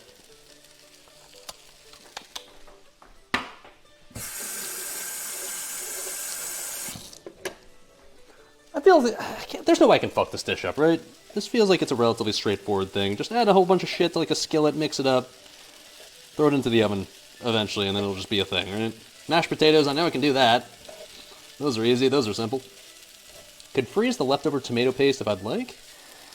I guess, but like, I don't know. I literally never cook with tomato paste unless I'm doing like a cooking stream, so. And like, the can of tomato paste costs like 75 cents, so it's not like, oh no, I paid a lot for this tomato paste, I don't want to waste it. Like, in reality, it's not a big deal. It just kind of feels bad to buy something and have like 80% of it go to waste, just out of principle. Alright, well, it's definitely getting more, I don't know, pasty, I guess.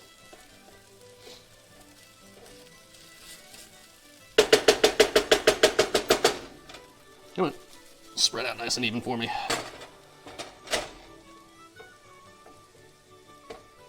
Alright, what next? Let me just get let me just take my laptop over to this spot so I can just read the recipe as I look here. Probably easier than having to walk back and forth each time. Hold on.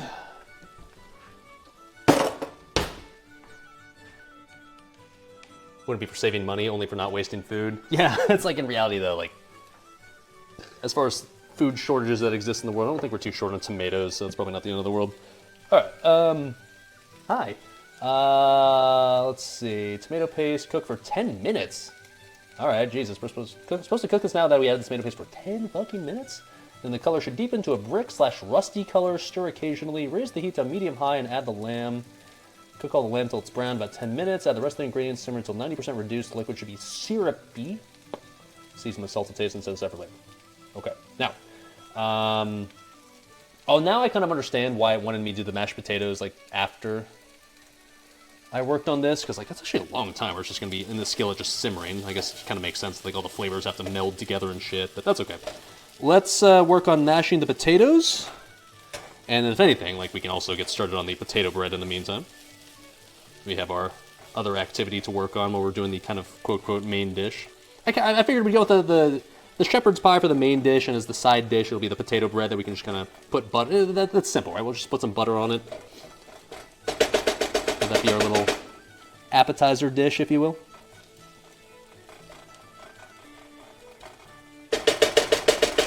I mean, I know this is nothing fancy. It's just like onions, garlic, carrots, and tomato paste, but I could just spoon this into my mouth directly. It already smells delicious. All right. Cheers, chat. You can add tomato paste to pretty much anything that has tomato. Honestly, though, I don't really cook with tomatoes ever. It's not like I don't like tomatoes, but I feel like the dishes I normally make for myself, just as like my weekly rotation of stuff, is just I don't have tomatoes in them. Let's work on the mashed potatoes, shall we? We can keep both in frame. I'll just work on both of these at the same time. Where'd my giant ass bowl go? There you are. Okay, the potatoes. Hello. So, all right, now I do need to remember that some of these potatoes need to be used for the potato bread, so I don't want to mash all of these. I think we want to save some of this. Actually, hold on. The potato bread recipe, I think, might actually call for me to just mash these as well, like the same way. Let me see. Although, well, no, okay. I think the shepherd's pie recipe wants me to add like cream and other bullshit, whereas like I think the potato bread recipe only wants me to use just simply potatoes and nothing else. Let's see. Peel and cook potatoes, bring potatoes to roast a hard simmer, cook potatoes until they're tender and cook through. Strain potatoes in colander, leave to cool. When the potatoes are cool enough to handle, place in a potato ricer, get the fuck out of here, and rice/mash your potatoes into a large bowl. Alternatively, use a potato masher and mash well. I'm gonna use a fork. Okay. So I guess, like I said earlier, we need to like use a little bit more than half of these potatoes for the shepherd's pie, and then the rest we'll use for the potato bread. So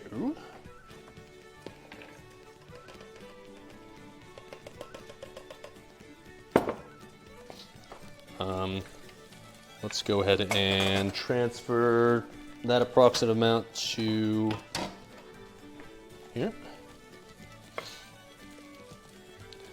Gonna have to eyeball this.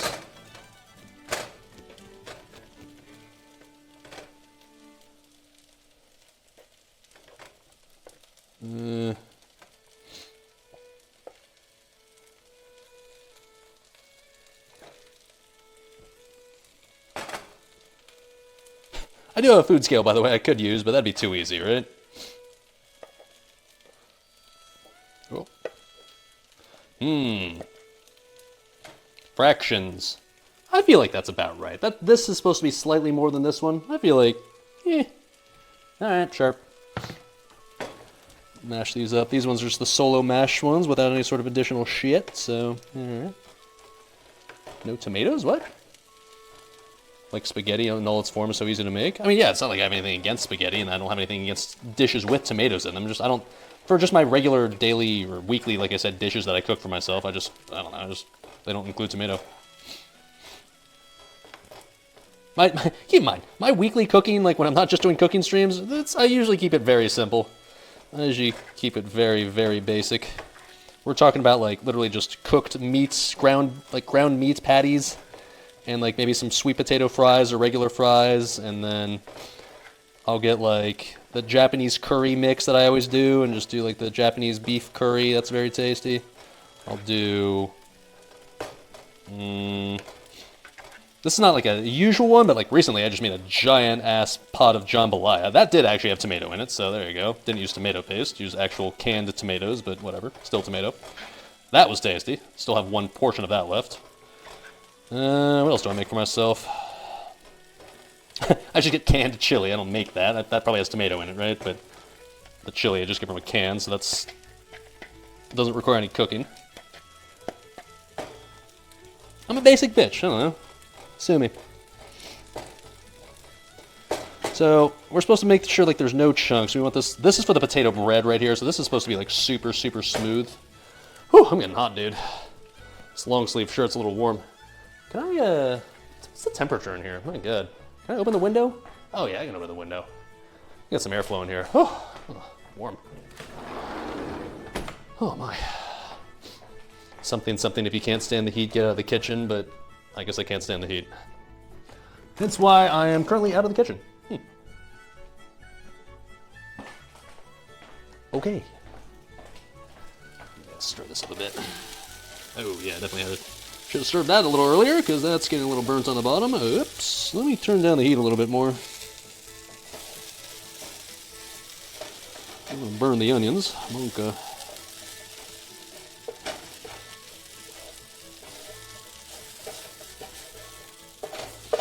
Open the fridge and stand there for a second. I don't think thermodynamics are in our favor if we do that, at least in the long run.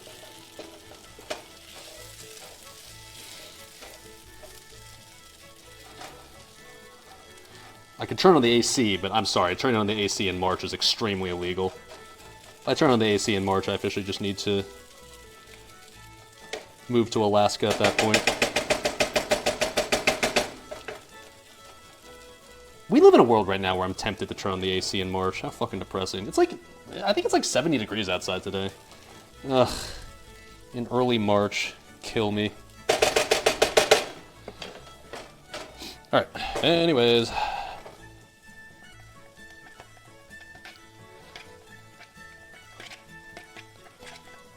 I do have like a short sleeved green shirt. I should have worn that. Hindsight's 2020. Okay, so that looks like a nice little... Oh! Yeah, I'm used to mashing potatoes when it has like milk and butter in it. It's actually kind of interesting how like consistency-wise this is. It's more like... almost more gooey when it's just potato and not like milk and butter mixed in. Interesting. But I guess that'll get the job done for working into dough here soon, TM, since we're going to make the potato bread from this. Alright, cool. So that one's done. Let's get to the other potatoes, in which we will be adding some extra shite. Did I add glue to those? No, it is kind of a weird consistency, right? But, like I said, normally I would add other shit to it, but these are, no, it's just pure potato. Nothing else in here. It's interesting. What are we making? We are enjoying some, or well, going to enjoy, hopefully, some shepherd's pie and some Irish potato bread. This here, obviously, is the shepherd's pie in the works, in these still relatively early stages, and then the potatoes that we're currently working with are going to be used for both the shepherd's pie and, obviously, the Irish potato bread. And, of course, it's going to include a healthy dose of Guinness, because, like, well, obviously.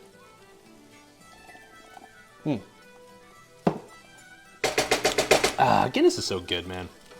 It's simple, it's nothing fancy, it's not like some craft bougie beer shit, but man, it hits pretty well, especially for this time of year. Well, in theory, at this time of year when it's cold outside, not like it actually is. Alright, so what do we add to these potatoes for the shepherd's pie? By mashing with a fork, I activated the starch. Oh no, whatever.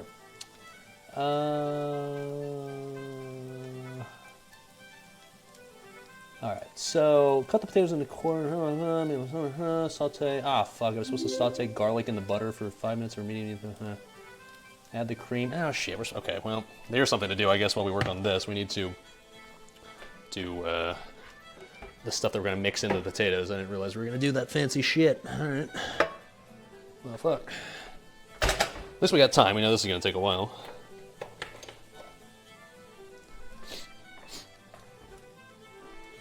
Alright, so we're going to be putting in what into this? Garlic, butter, and just cream? Okay, I can do that. Garlic cloves, we need 6, so another 6. Okay. Damn, there's a lot of garlic in this recipe. Put 6 in this one already, and we're going to put another 6 for for the mashed potatoes. But hey, you know what? I'm a garlic enjoyer. I don't have a problem with that. All right, well, fuck it. Let's prep more garlic then. I can do that. Put that one off to the side for now. I don't know. It's not going to ruin the potato bread if it's all starchy or whatever shit, right? It'll be fine. It'll be fine. Whatever, dude. I use like literally a whole clove of garlic for this recipe. God damn. I don't have any garlic after this. Potato bread doesn't call for garlic, does it? I don't know. It does not. Okay, we're good.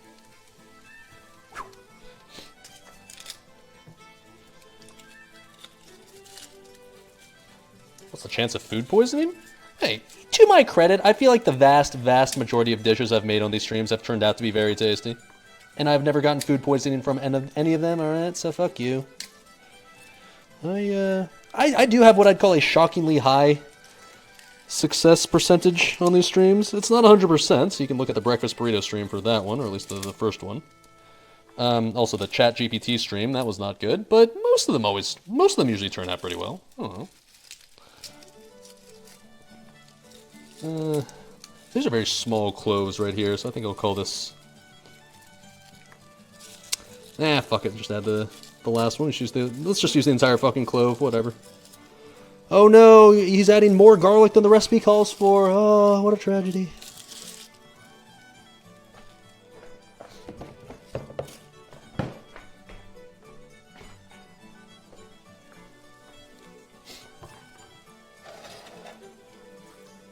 Alright, so when you have to, like, mince really tiny things of garlic, I'm used to working with giant-ass cloves. Let's see, is it easy to get these out? I guess it's fine. I like an ungodly amount of salt, so opinion on my own food should be, isn't the greatest? Oh, fuck off. I feel like you guys, on camera maybe, think I add more salt than I actually do. I would add what I call a pretty standard amount of salt overall when it comes to my cooking. Well, okay. My dishes, maybe I like them a little saltier than most, but in fairness, every friend I've ever had has also been like, yeah, usually I like my dishes extra salty as well. So like anything I've ever served my friends, I always ask them like, is that too salty? Because to me, when it tastes good, I'm always worried like, oh, I like salt though. Do other people think it's good? And they're like, yeah, that's fine with me. We like salt too, so. I feel like everybody always collectively freaks out over the salt, but then when I ask them like, do you want your dishes salty? They're like, well, yeah, of course I want extra salt in my dish. I think the only dish I've ever made in the history of these streams where it was like legitimately, I was like, fuck, that's too salty, was when I did the chicken bacon ranch casserole. That one I oversalted, no doubt about it. I remember that distinctly, but everything else that I've ever made on stream, I think honestly has been correctly salted, so fuck you. Extra salty, crusty dicks? Well, I'm not putting my dicks in any of these dishes, but if you're into that sort of thing, I don't know. It's 2024, I'm not going to fetish shame you. Just don't serve me your dick cheese infused dishes, please. I'm going to pass on that. Alright, I gotta imagine the shepherd's pie thing is ready to add the next thing. I haven't timed this or anything, but it's supposed to be a rustic brown according to the recipe. Is that a rustic brown? Sure, why not? This is brown.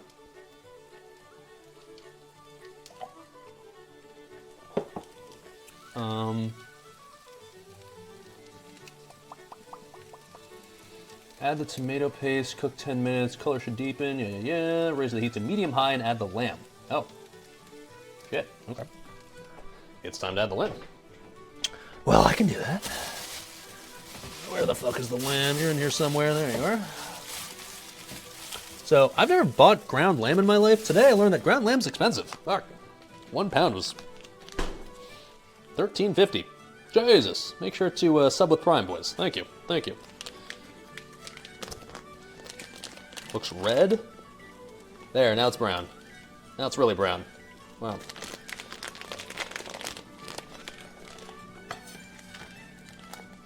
But that's okay. For stream, I'm willing to get bougie for you guys and use some good shit. Yes, I briefly considered copying out and just using ground beef instead, but that wouldn't be legit, right? That wouldn't be authentic, so I'm doing it for the boys. Oh, come on. Lamb is definitely not the most economical. Yeah, apparently, but That's all right. It's a special occasion, right? It's St. Patrick's Day. It's a holiday. Yeah, sure. Oh, come on. Let's get this broken up, and I did say to make the heat like medium high, so okay.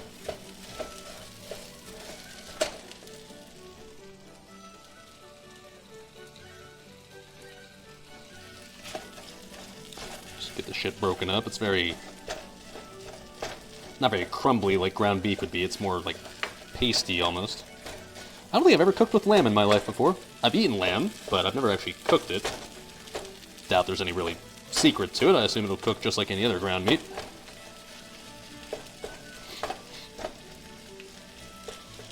Looks hella good. It smells good, I can tell you that. We're off to a good start. Like I said, I feel like this recipe was going to be hard to fuck up. It's just a bunch of tasty ingredients that you just cook together in a skillet, and then you put mashed potatoes on top. Like, how do you fuck that up, right? Oh my god, this smells so fucking good now that the lamb is cooking. Oh, baby. Let Dali cook, boys. Every now and then he might not fuck up. Every now and then he might not burn down his apartment. He might just make something that tastes good. Fuck me, dude. Oh, that smells nice. Oh, ooh, I should salt and pepper this too. That's some pro gamer shit right there. Where's my salt? Oh, here it is.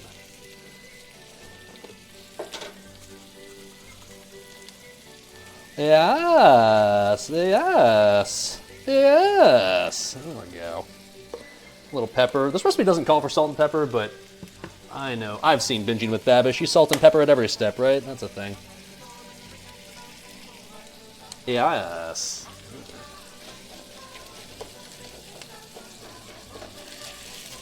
Also, what's up, Xavi Numbers coming in top of the Prime sub? Send you a sub for the lamb? I'll take it, dude. I'll take it. Appreciate it, man. Your sub will go directly to the Hot Pockets of Doritos and Lamb Fund. Thanks for hanging out. Glad you're enjoying the comfy cooking stream, dude. Alright, let's mix this shit together now.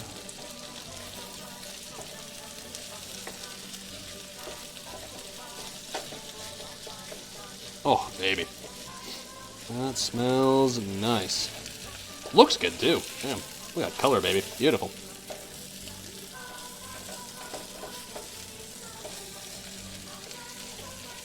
Eating baby animals, how dare I? I know.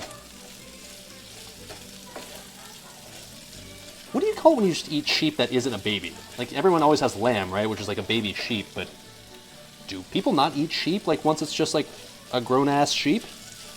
Well, it just occurred to me, what do you call that meat if it's just from a grown-ass sheep? Mutton. Is that what mutton is? Huh. I honestly had no idea. Damn, the more you know. I take it then it's not as good, since nobody eats mutton, everyone eats lamb? I mean, I know mutton chops are a thing, thanks to World of Warcraft, but I don't think I've ever had anything with mutton in it before. I wonder why it tastes different, or what about it's different. I don't know.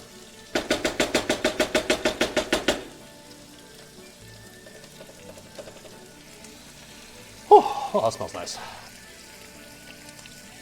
It's pretty tough, is it? Gotta eat them while you're young. Or while they're young, I guess. That's the lesson here. Alright, anyways, we should really get working on the... It seems really hot. I know it's supposed to be medium hot heat. I'm gonna turn that down a little bit. We need to get working on this part. Alright.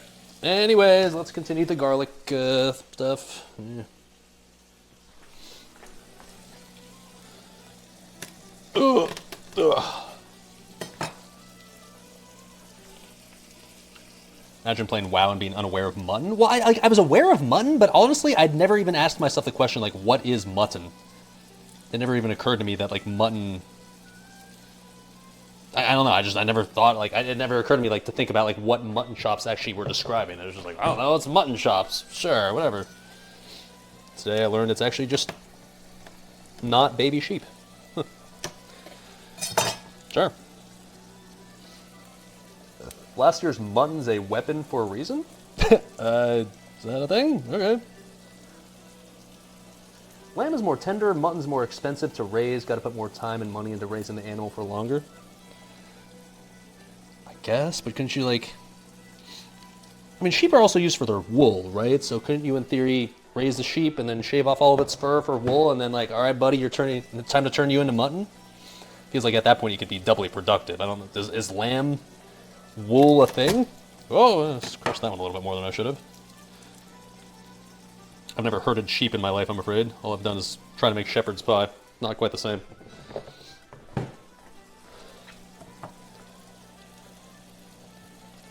Oh, alright.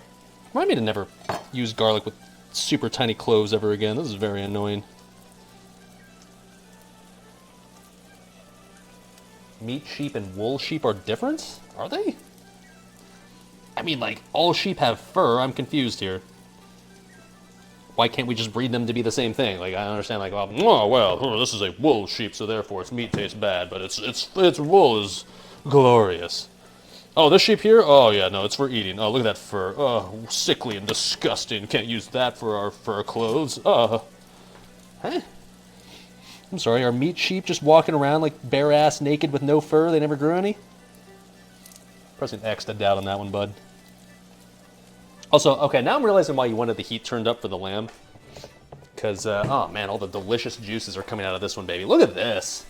Oh, yes, dude. You might have added no liquids to this. This is just purely coming out what we already had just added to the pan just with the lamb. Buddy, oh my.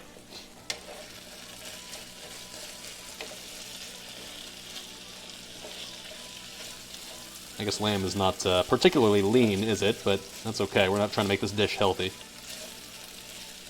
Tasty as fuck. Smells good, I can tell you that.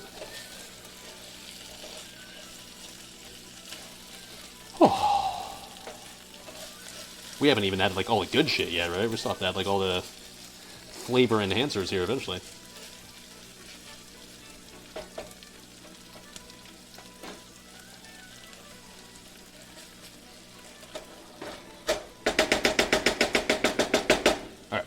Almost done with this garlic, I promise.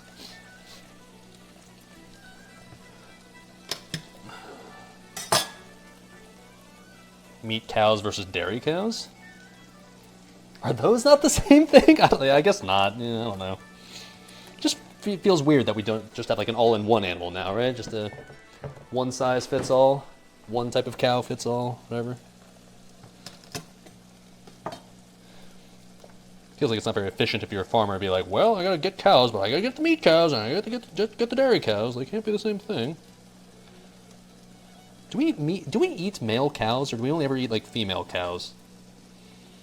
Do we eat bulls? Is that a thing? I mean, if you're on Fear Factor, you're eating bull testicles. I remember that episode. Shout outs to all my Fear Factor enjoyers in chat. But when you're eating ground beef, is that coming from male and female cows? See, these are the questions you don't really ask yourself when you're enjoying a delicious cheeseburger. You just fucking eat it. Joe Rogan with hair, Pog. Yeah, he, The funny thing is, like, Joe Rogan, like, now he's known for his podcast and UFC shit, right? But he will, to me, always just be the Fear Factor guy. That's what I grew up knowing him as, and I don't really follow any of the shit he does now, so to me, he's just like, oh, Joe Rogan, yeah, Fear Factor guy. Cool. Okay, anyways, we can finally work on this. What are we doing now? Saute garlic and butter in for 5 minutes over medium heat. Add the cream, turn heat to low. Okay, so 113 grams of butter. Earlier it said like, okay, use tablespoons, use 1 cup, and now all of a sudden I get to the potato portion. It's like, okay, go ahead and use 113 grams of butter. What? So that recipe's switching like measurement systems mid-recipe. What the fuck is going on? 13 grams? What the fuck is that? What the fuck is a kilometer, dude?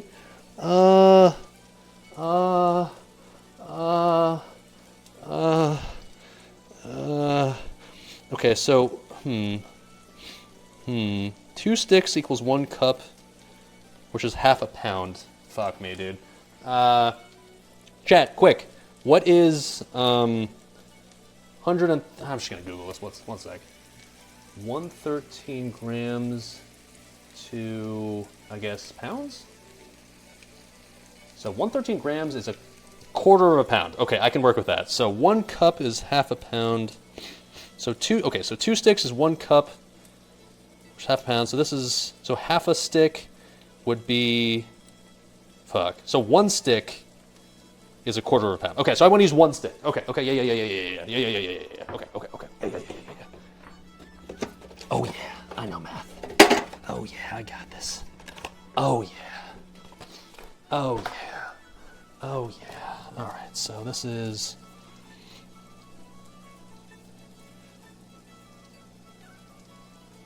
Fuck, is there just one... How many tablespoons are there in one stick of butter? Fuck, this is like 2 separate different sticks of butter. Is it 8 tablespoons in one stick of butter, or is it 6? Fuck. No, it must be 8, because this one is partially done, this is 6. Okay, so it's 8. Okay, yeah. Streamer learning how to do math in real time. Very exciting. Just toss it in? Yeah, I know. It's like probably not worth getting super precise about it, but I don't know what the fuck I'm doing, so I gotta follow the recipe, okay? Otherwise, shit. Otherwise it's gonna be ruined.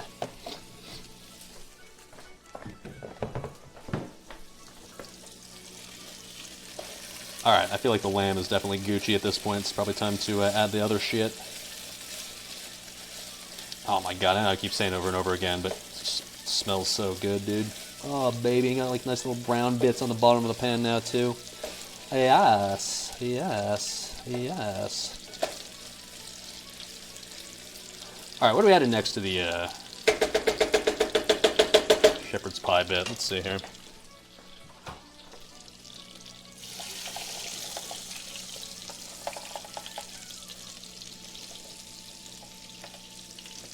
We are doing,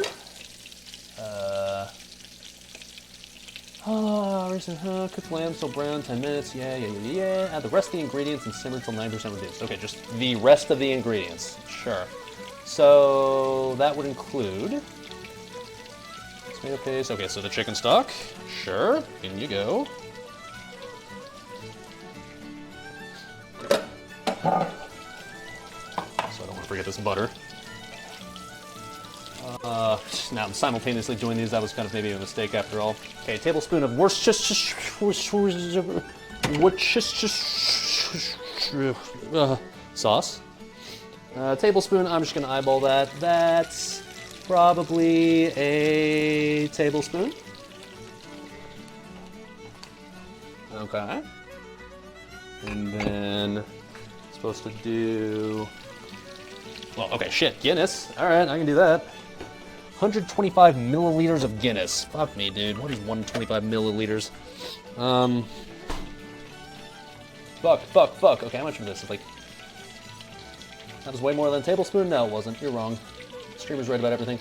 125 ml to fluid ounces. So that is 4 fluid ounces, 4.2 fluid ounces. That's approximately a third, a little more than a third of this glass, or this thing. Oh.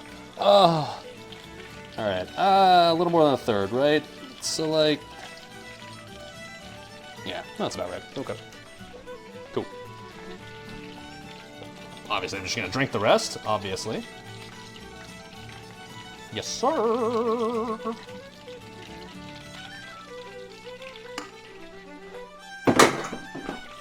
I don't want this butter getting burned. Let me turn this down a little bit. Alright, on the clock, baby. Alright, we gotta add the thyme and the rosemary that we did earlier. Yeah. Wait. Okay. And so chicken stock, Worcestershire sauce, Guinness, thyme, rosemary, half a cup of English peas, and salt. Okay, and then we're done. Shit, that was easy. All right.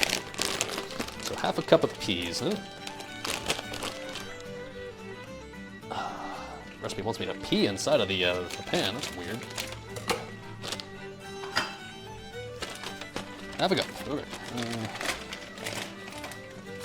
Oi, mate, some English peas on a Tuesday, isn't it? Oh, it actually is Tuesday, isn't it? That's exciting. It's a Northern Irish St. Paddy's today on a Tuesday, isn't it? They're still British. That's what we found out earlier today. Sure. Okay.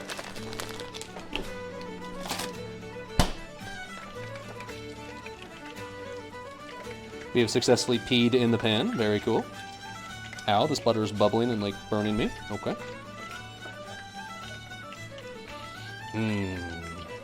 I mean, this feels like it's what shepherd's pie is supposed to look like, at least the filling, right? So, alright, okay. Now, I'm starting to realize that, like, the thing that I was going to put this in, like, as far as the cooking dish, was going to be a pie dish, but now it's starting to occur to me, like, a pie dish might not be large enough to hold all of this. So I might have to get a little bit more creative on the cooking dish that we use for this. I've got, like, a brownie pan. That feels like it'd be a little too large, but I don't really have anything that's, like, in between that size. Yeah, casserole dish, yeah, exactly. I mean, like, yeah, I don't have, like, a true casserole dish is the problem. I've got everything that isn't that. I'll show you what I have. No, you know what? I'll show you guys in a second. We'll make something work. It's fine. But let me do this part before the butter gets scuffed.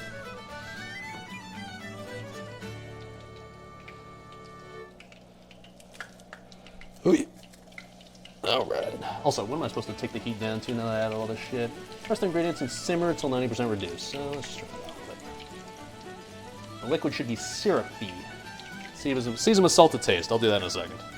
We already added like some salt, right? So I probably shouldn't. Probably don't have to add too much more, I would think. So keep in mind, this garlic right here is being added to this butter to make garlic butter, essentially, and then we will add some cream to this. And then after we add the cream and make it into a nice little garlicky, buttery, creamy mixture, we're gonna add that to the potatoes and mash that and make some fucking delicious potatoes. Oh shit, whole thing of garlic just fell in there. That's fine. It'll cook. Tiny ass little dinky cloves of garlic here. Earlier we were using like big dick garlic. This shit's just not the play. This is European garlic right here. Earlier I was using NA garlic, much easier to work with. Oh yeah.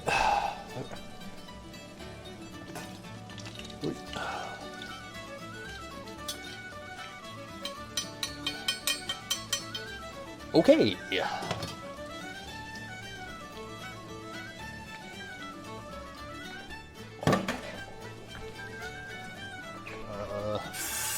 Oh, spatula. All right. Yeah. I've never actually made garlic butter before. I imagine it's gonna taste like garlic and butter. Freedom garlic? Hell yeah, brother. You're goddamn right. No dates tomorrow, you see? Tomorrow I will be doing what? I will be raiding AQ40 and BWL. Yeah, I think I can get away with it just fine.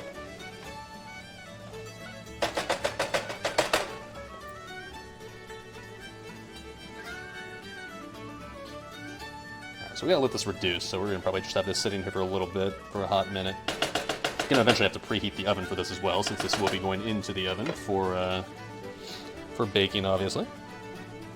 Alright, so that's chilling, cool. And I think we need to get ready to add the cream. How long is this gonna... This feels like it's probably already good to go, or... It's supposed to be a thing for 5 minutes, then add the cream, turn heat to low till potatoes are ready, which they are. Potatoes are cooked, drain the water, spread potatoes on a baking sheet, let sit for 5 minutes. I'm not gonna do that. They're already done and just sitting there. Using a wooden spoon, fold the rice potatoes into the cream mixture. Careful not to over... Okay, so we're gonna fold this into... We're gonna put the potatoes into here. Wait, what? Oh, no. Okay, we're gonna mash these first, and then we'll put these into here with the cream, and then... And then we'll add... Okay. Got it. It says, be careful not to overwork the potatoes. You mean the thing that I definitely did with those other potatoes for the bread? Alright. Yep. Definitely fucked those up, I guess, but... It'll taste fine. Whatever, dude. Alright. So, I don't know, is this done? Smells good. I don't want the garlic getting like dark brown, so I'm starting to see the garlic getting like gold, so I'm gonna go ahead and take that as the indication that we're Gucci here. Shepherd's pie pan looks delicious, it really does. Actually, unironically give it a taste test, huh? Is that something that chefs do? Let's see here. Some juice in there as well. Yep.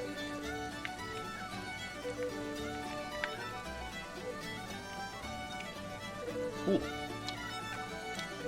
Does need more salt, I'll say that. There you go, chat. See? Told ya. You guys are like, oh, it's too much salt. Oh, you're fucking ruining it. Nope. More salt.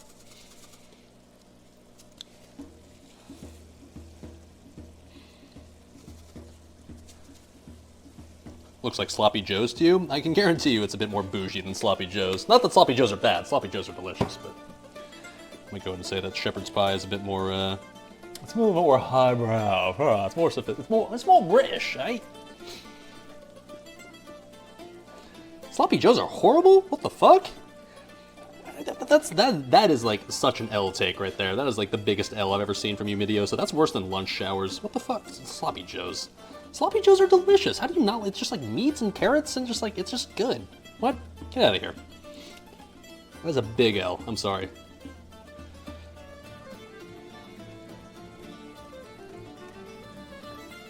Okay.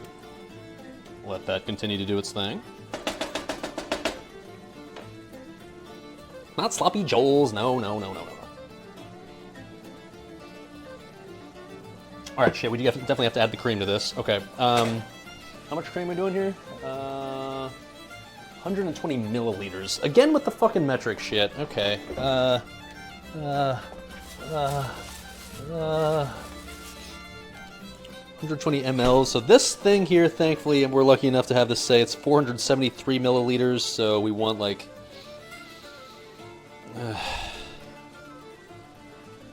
So we're supposed to use 120, so that'd be like 4. So like basically half of this. Okay, I can work with that.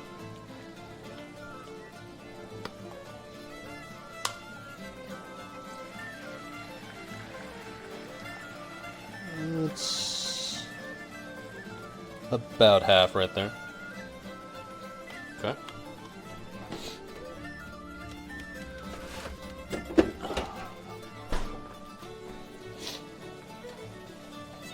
Oh shit, careful streamer. Thankfully this is not flammable, but still don't want to get this everywhere if I can avoid it.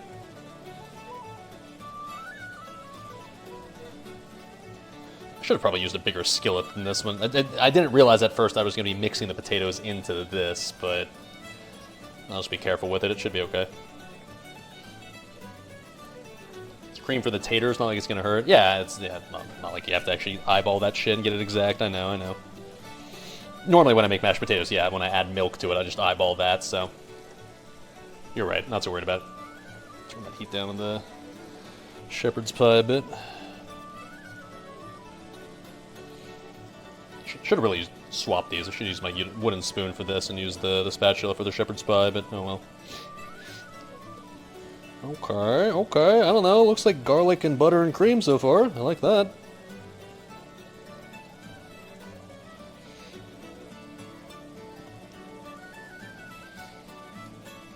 Now, is this supposed to... I've never cooked, like, garlic butter with cream before. Is this supposed to be sizzling? Probably, there's no way they're supposed to simmer, right? We're probably supposed to just get the, like, steaming, I assume? Like, usually when I cook milk, you want it to get steaming but not boiling?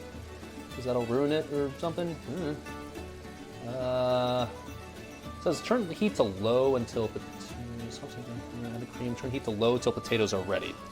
Okay, so that basically implies that it's not really supposed to cook at all, really. You're supposed to just, like, now just like, oh, whenever potatoes are ready, just add it. So, okay. Let's just do the potatoes then, and we'll just add it. Fuck it.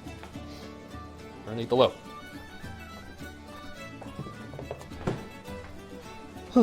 Says not to overwork the potatoes. I'm going to go ahead and say that I definitely overworked those other potatoes, so I guess maybe I don't know how I work these less, but I'll try, I guess. I don't know.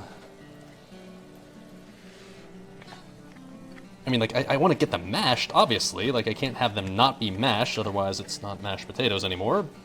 It's just like potato chunks, but... I guess I probably shouldn't do, like, the vigorous stirring that I was doing. Maybe that was partially the fuck-up. I'll just try to, like, mash and not stir. How about that?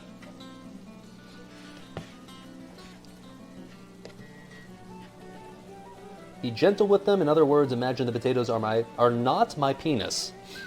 I don't know what you're doing to your dick, dude, but I'm nothing but extremely gentle with my penis. He gets the royalty treatment. That shit's like a princess, man. Gets pampered. I'm like, what are you doing to join the town? You're fucking like, Rrr! Jesus. You should have like bruises after you're done or something? Like, goddamn.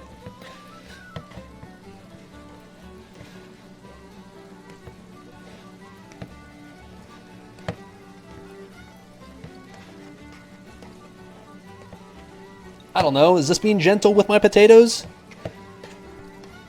I feel like you have to mash them, right? Like, you can't just, like, not have your potatoes be mashed, so, this is probably fine.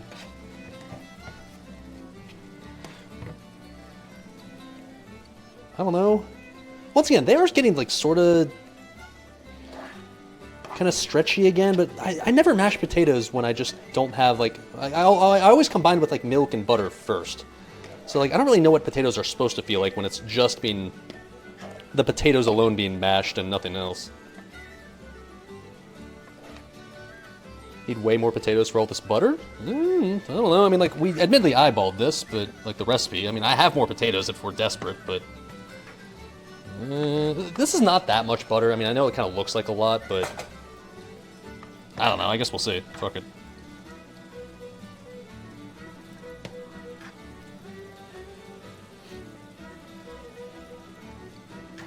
Okay. So I'm gonna call these close enough, I guess. Potatoes are cooked. Drain the water. Spread the potatoes onto the bacon. Supposed to fold the rice potatoes into the cream mixture. Be careful not to overwork the potatoes. Season with salt to taste. Okay.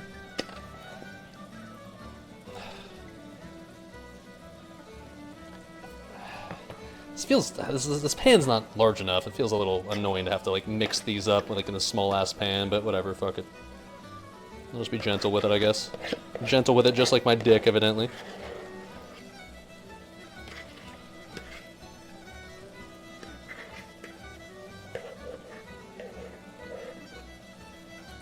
Okay.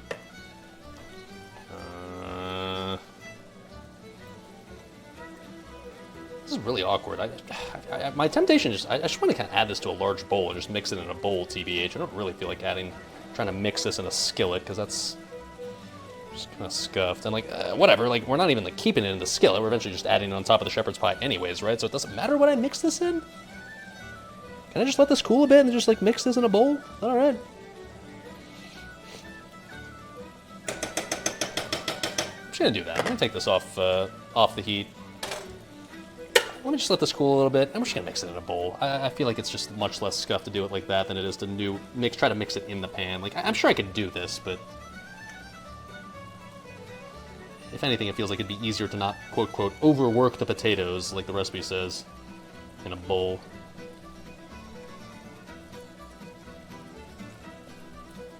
Mix it hot at least? Well, yeah, no, I don't want to get, like, room temperature, but I just want it, like, warm so that way I can put it in a bowl, because I only have plastic bowls, so I want to be able to put it in a plastic bowl and not suffer the consequences. These are going to be very, very creamy potatoes, though. There's no doubt about that. But that's fine. If anything, it'll evaporate out a bit while it's, like, cooking in the oven, right? Maybe? Is that a thing? Sure. Why not?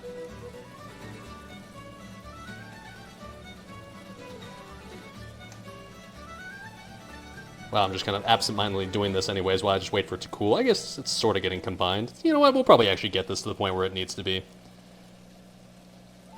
As is, I guess. Let me use, like, a plastic spoon with this. Mix this up a bit. Shepherd's pie filling's probably getting there, but, like, the recipe described, it needs to be, like, syrupy. It's still, like, a little liquid in there, so we're not there yet, but we're definitely looking pretty tasty. I mean, if I use this as the filling right now as is, I'm sure it'd already be really good, but let's give it a little bit longer. Might as well give it until we're ready to go with the potatoes anyways, right? Oh shit, I should definitely preheat the oven now. It's definitely probably time. Oven needs to be 200 degrees Celsius. Yeah, fucking great. What the fuck is Celsius, dude? 200 C to F. That is... shit. Google, help! Help! Alright, so 200 Celsius is 392 Fahrenheit. 392, how fucking random. I'll go with 390, I guess. Sure.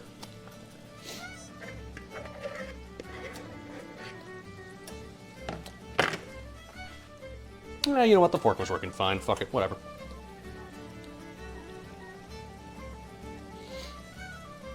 I don't want to scratch my skillet, man. Plastic! It's not warm anymore, right? There we go.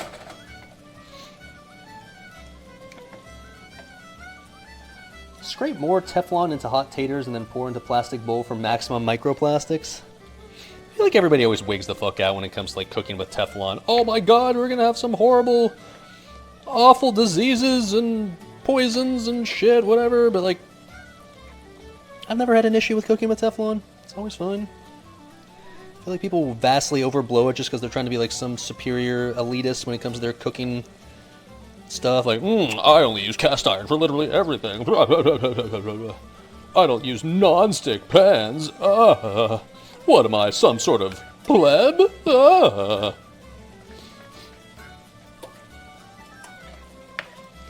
These are creamy-ass potatoes, no doubt about that.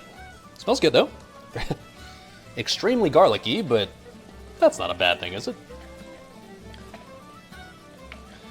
You were saying earlier that it's like, we need way more potato for this amount of cream. Like, yeah, these are definitely very creamy. These are more liquidy than I would traditionally want mashed potatoes to be, but in fairness, this is not like just mashed potatoes that we're just eating directly, right? We're putting this on top of a shepherd's pie, so I think it's fine.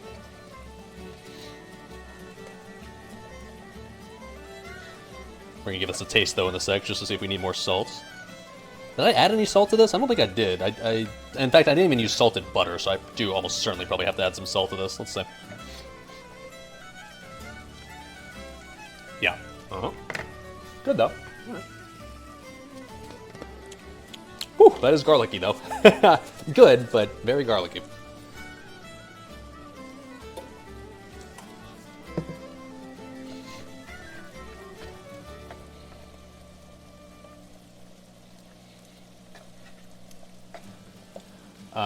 The garlic won't be so potent once all the flavors are incorporated together in the finished dish. Sure.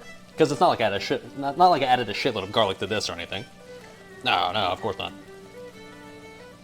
I will admit that I should have mashed the potatoes more. Like, there's still some potato chunks in there, which is, like, not the end of the world, but I don't know. I was paranoid I didn't want to overwork them, right? So I didn't, like, mash the potatoes to pure, just, like, paste consistency, but then it feels like I should have, because, like, you don't really want to have, like, potato chunks in your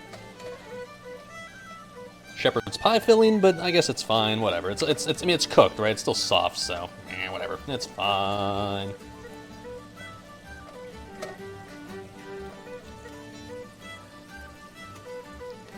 Alright, cool. I'm gonna go and say this is, like, good to go at this point. Seems like something I can spread on top of a pie and call it good enough. Let's give it a taste test. Whew, that is really good.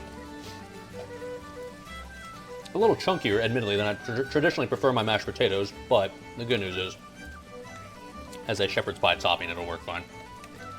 Alright, cool. So, that's good to go. This is getting there? I don't know. Like I said, it's supposed to be like, the recipe says 90% reduced. I don't know if this qualifies as 90% reduced yet, but this feels like it can absolutely be a shepherd's pie filling already. I think we're willing to call this good enough if we need to, but let's show you the baking dishes that we have as our options, because like I said, I don't really have a true ideal casserole dish for this. I've got like everything besides a casserole dish, so let's see what we think will work best. Alright, let me show you the options here. We've got a loaf pan. Don't think we want to use this. We've got a pie pan. I was going to use this. This just feels like it's not large enough. Like, it feels like I'm just going to waste half the filling if I use this, but there is this. Or, we've got a brownie pan, which feels like it's probably too large overall, but like I feel like, well, actually, you know what?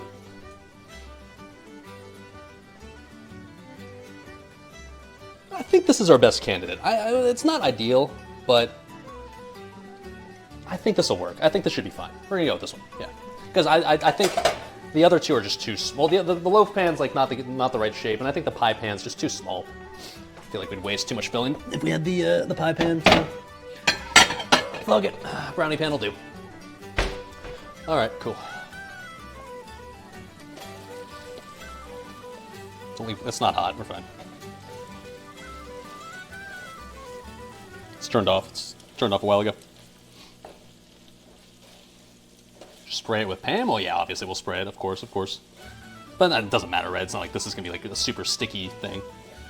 We're Gucci, we're Gucci. I'm pretty confident this is gonna work out fine. Like, the main elements are already formed, right? We literally just have to put them together and put it in the oven for a bit. Like, I'm gonna give the shepherd's pie filling a little taste tester.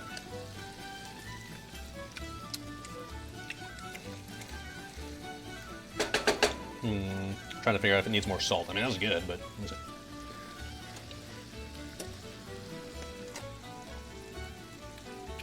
no, that's good. All right. I'd say it's acceptable levels of streamer salt, which is, as we discussed, maybe too high for most people, but it's about right for me.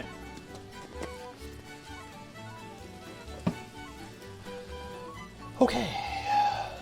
Cheers, boys. Cheers to a comfy cooking stream so far. No disasters yet. We've saved the disaster portion for last. Not to worry. Oh, there's still a part left. Not to worry. All right. I guess we just load this shit up. I'm gonna turn off the heat now and in a baking dish, spread the ground lamb evenly in the bottom of the dish, top with potatoes, spread evenly as well. Bake for 20 to 30 minutes until potatoes are browned on top. Garnish with, I don't have any parsley to brown, or to garnish. Fuck that. All right. So let me let that cool just a little bit, I guess. Hopefully this is enough potato to cover the whole top. I mean, like, I guess it probably will be. It'll just be a somewhat thin layer, but that's okay. All right, we're just gonna send this, whatever. This is not like this dish isn't going to be hot soon anyways, right? So, okay.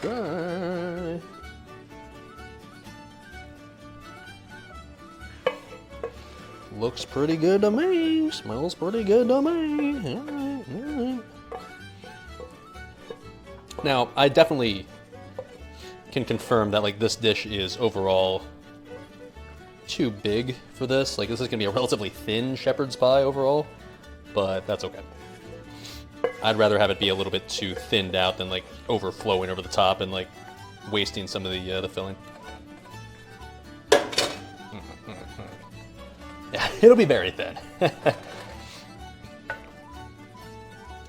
You might be a bit underwhelmed if they gave you this thickness of shepherd's pie at a Irish restaurant, but it's fine, it's fine, it's fine.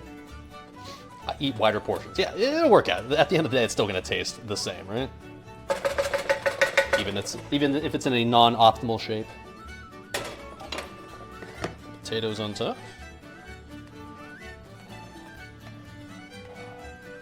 I'm just gonna dump it all on top here and just spread it out manually. Fuck it.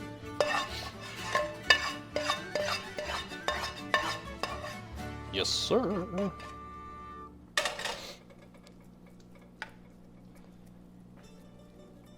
These are like not traditional mashed potatoes, or at least not what I'd imagine when I think of mashed potatoes. This is more like tomato or potato paste almost, if you will. I think it'll still be good though. I was worried about not having enough potato, but this looks just about right actually.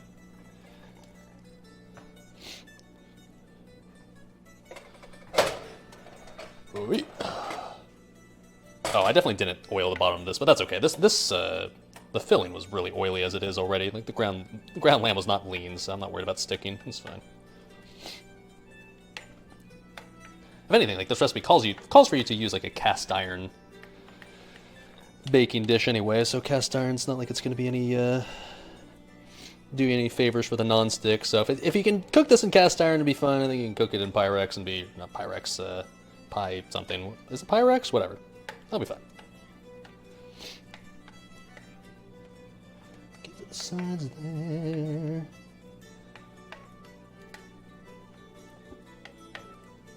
Okay, I'm gonna give you the side profile here before we toss this in. Not to worry, but I don't know, man. That's looking pretty good.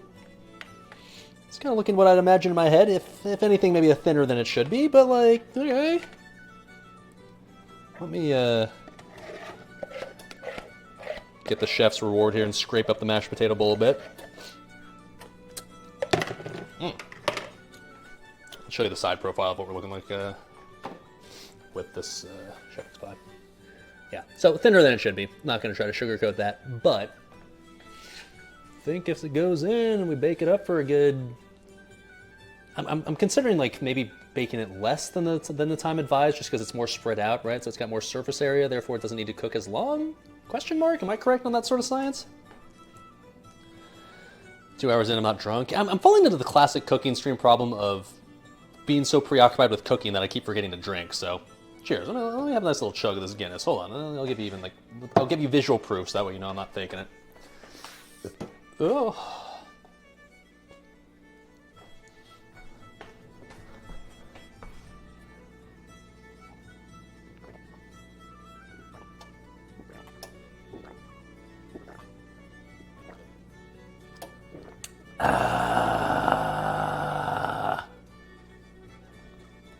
Yes. Okay. Aren't you supposed to scrape the top with a fork and then add cheese? This recipe doesn't call for it. That sounds like it'd be pretty good, to be honest, but I'm not going to do that. I do kind of like the idea of like scraping the top. I don't know what that's going to accomplish, but it sounds like it'll make it look cool, if anything. I'm down for that. I always like things looking cool. Oh, that's the beep saying the the oven is ready to go. What timing? Imagine that. What sort of cool pattern do we want to make? Just like a crosshatch pattern? I feel like that's kind of cool looking, right? Give us some nice little craggles here.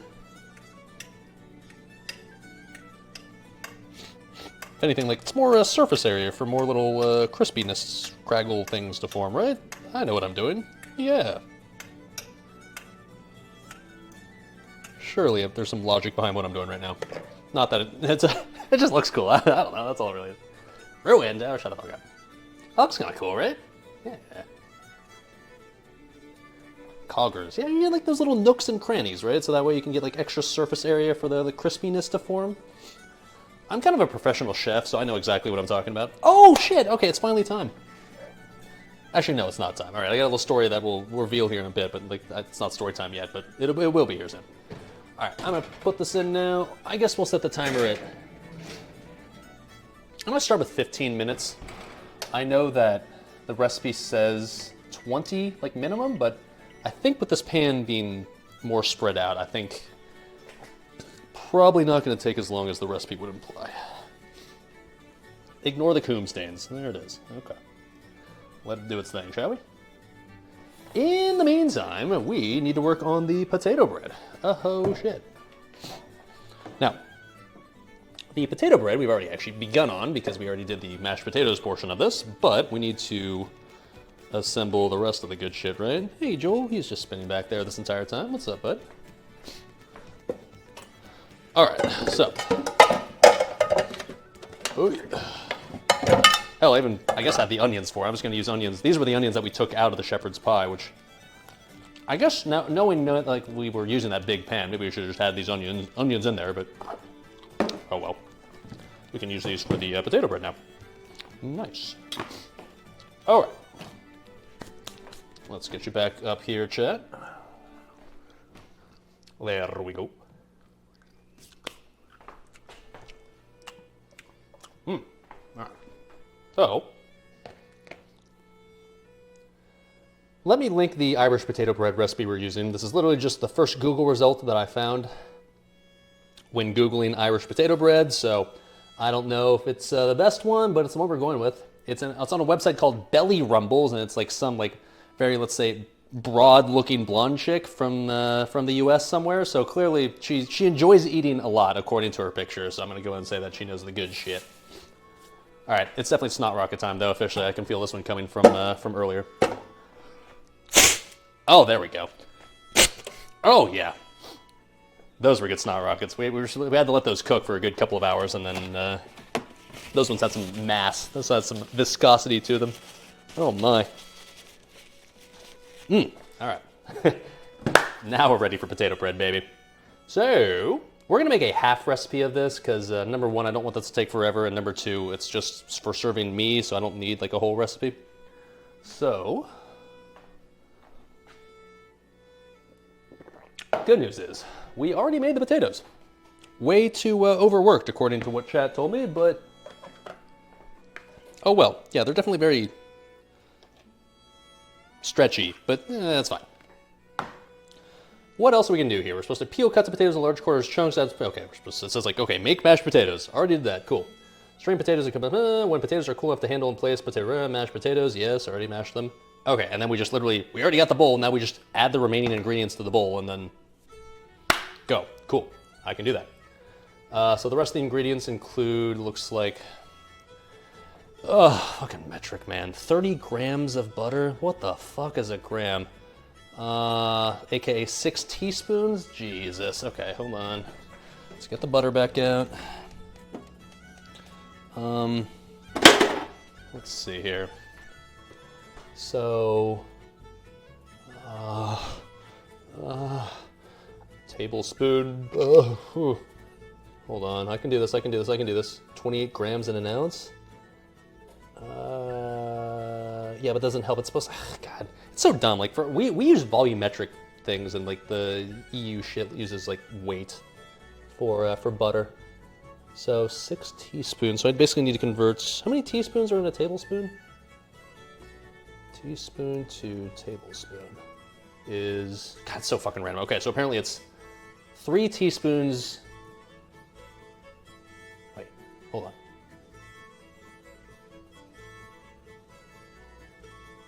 What? This makes no sense. Google is saying 1 teaspoon equals 0.3 tablespoons. Okay, so there's 3 teaspoons in a tablespoon. Okay, so 3 to 1, yeah. So that means, do I literally have the perfect amount right here? Did I actually have just the actual exact perfect amount of butter? I think I did. This is 2 tablespoons right here, so this would be 6 teaspoons. Okay, shit, wow, that worked out well. I'll just use the remaining portion of this butter that we didn't use earlier. You know, it's like I know what I'm doing, chat. I don't, but my God, it feels like I do. All right. So, gotta melt this shit up though first. Where is my knife? There you are.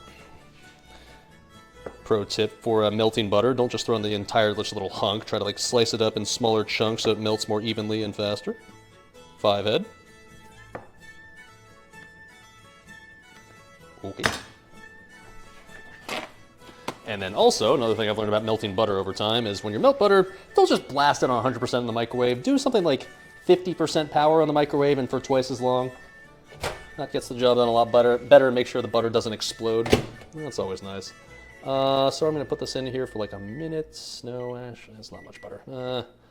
45 seconds on 50% power. All right, and then what else are we adding in here? We're gonna have flour, I assume, right? Yeah. Oh, fuck, it just occurred to me that I'm making half recipes, so I actually needed only half that butter. I'm just gonna add all the butter. Fuck it, I like butter. Butter's good. All right, let's get the flour.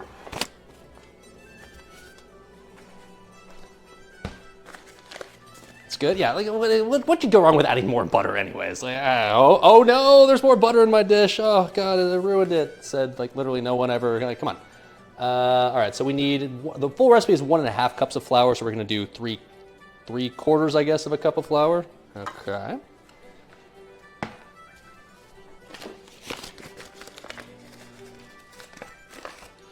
So here's a half.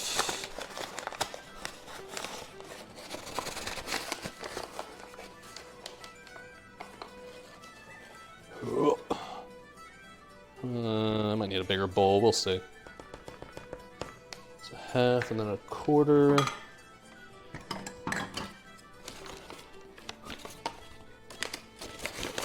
I did eyeball these potatoes as well, so we're not exactly using what I'd call exact measurements, so it's not like the end of the world if we don't get exactly correct here. It's kind of whatever, dude. Turned out there was like the exact correct amount of flour left in this thing too. Neat. Alright, so the flour, let's check the butter. That's not melted yet, fuck. Another like 20 seconds. And then what else are we gonna do? It just says a pinch of salts. Alright. Let's do a classic streamer pinch right here. Ugh. And then just extra butter and olive oil to fry. Okay. This is straightforward, right? This is just potatoes, flour, salt, butter, and that's it. And like it's just gonna be that, and we'll fry it on a skillet, and like boom, it's good to go. We're keeping it simple today, boys. I'm not trying to reinvent the wheel for cooking today. I just wanted to make something that was like relatively simple and reliable, and something that I knew wouldn't light my apartment on fire. Maybe. We'll get to that part in a sec. Okay. There is all the butter, even though it's twice the amount we're supposed to use, but like I said, nobody cares if we use extra butter. Never a bad thing.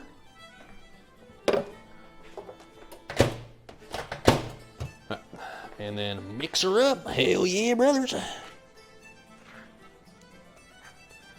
This, in theory, should make something resembling dough. Let's find out.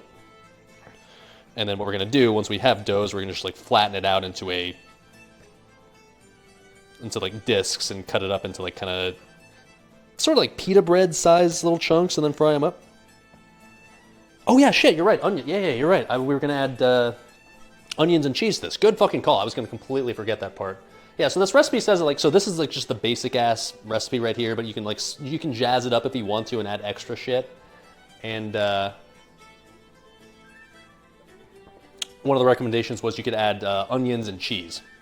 So that sounded good to me. I don't know how traditional it is for Irish potato bread to add onions and cheese, but I like onions, I like cheese. I'm gonna add both, so fuck it. Yeah, we got the onions. This is the excess onions we had from earlier from the shepherd's pie. So, I don't know, just toss that in, I guess. And then we have Parmigiano that I bought. I know elitists would say like, oh, streamer, you gotta shred your own Parmesan. Oh, you can't just buy the pre-shredded shit, but I'm just using pre-shredded Parmesan, fuck you. That snot rocket was legendary? Dude, for whatever reason, cooking streams always just induce the fattiest snot rockets from me. I don't know why. But, for whatever reason, it always like congests me a little bit whenever I cook. I'm legitimately not sure what the reason is. Yeah, there's no amount that I'm supposed to use specifically because like this is just I don't know, add extra shit if you want to. So I'm just gonna kind of YOLO that. Okay, sure, fuck it. Now this feels like it's gonna get really thick and really hard to work with. Let's see what happens here. If it's too like difficult to work with, I'm trying to think of like what I could add to make this more pliable. More butter. Yeah, but you'd have to add like a shitload of butter. Let's just see. Let me try to form this into dough before I start worrying about what I should do to it. If it just forms a nice dough, then like I guess we're just good to go, right? Use my hands. Yeah, that's probably the play.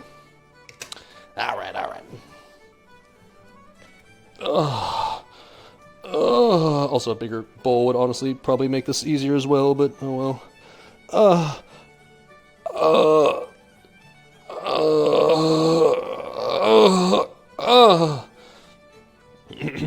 Yeah. Yeah, this is actually working fine. Okay. This will form something akin to dough, I think. But yeah, doing this in let me transfer this to a bigger bowl. This is kind of annoying to do in a small bowl like this. Just gonna use the other larger plastic bowl that I have. Oh, come on.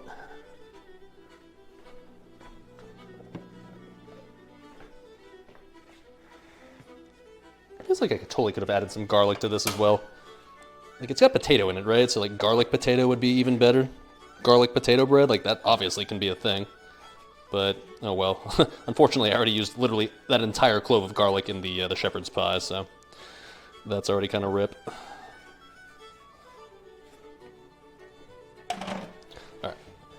There we go, that's a lot easier. Much more room for activities now.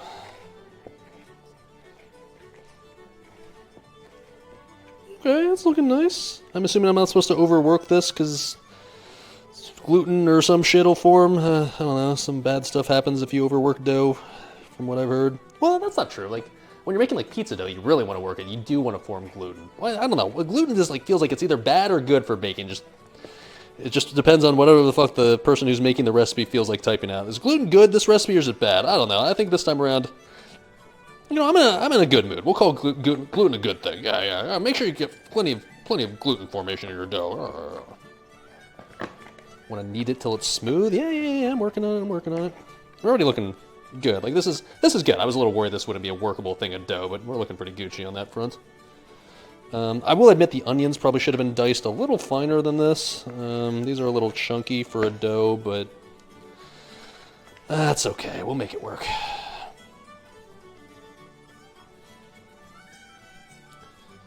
It's not, yeah, definitely large onion chunks in there. It's not exactly working into what I'd call a a smooth, uniform dough, but whatever, dude. It's fine. It is uniform, just like onion chunks are a little excessive. Okay. Now I can just flour the surface and just do it on here, I think. Could add a splash of Guinness as well. I've never, I don't know, is baking with beer a thing? I guess I baked the soda bread last year with some whiskey. I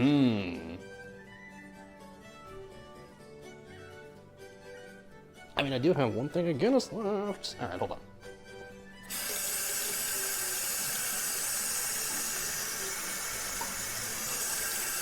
It feels like it wouldn't really be an Irish cooking stream if we don't add alcohol to everything. So, you know, that is a pretty good call. I gotta hand it to you. Plus, my Guinness glass was empty anyway, so it just seems like it's appropriate timing. Yes, sir. At a snot rocket? Shit, I already used up the snot rocket. Oh well, next time, I guess. Oh. Alright, and then like just a little some. Yes, sir! Alright. Now we have alcoholic potato bread. Perfect. Cheers, chat. I'm having fun. I'm enjoying myself. This is comfy so far. Are the Nitro Surge Guinness cans in the States yet? Yeah, that's what that was right there. It's got the little special thing on top to get it extra foamy. And that's exactly what we just used. Yes, sir. The snot clip was the most cursed thing you've seen on the internet. It's not like it's the first time I've ever done a snot rocket on stream. That's kind of a tradition at this point. Okay, admittedly, this made this way too wet. I think we might have to add more flour to this, unfortunately. Because now all of a sudden this is a little bit more sloppy than it should be. And that's what she said. You can probably hear that. Alright, well, I don't want to fuck with the recipe's ratios, but... I mean, this will still work. Like, this will still cook.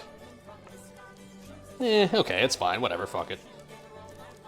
I don't know. Hopefully this makes it taste... Hopefully it's still fine texture-wise when it's finished cooking. We'll see. We'll see. Didn't I already double the butter? Yeah, I did. I mean, I could add more flour to kind of compensate, but I don't want to fuck with the recipe too much, you know? He said as he just added a nice dose of Guinness to it. Let me add like a little extra flour. One sec. I know now we're kind of fucking with it, and now we're kind of YOLOing this, but... Feels like this dough is a little too wet now.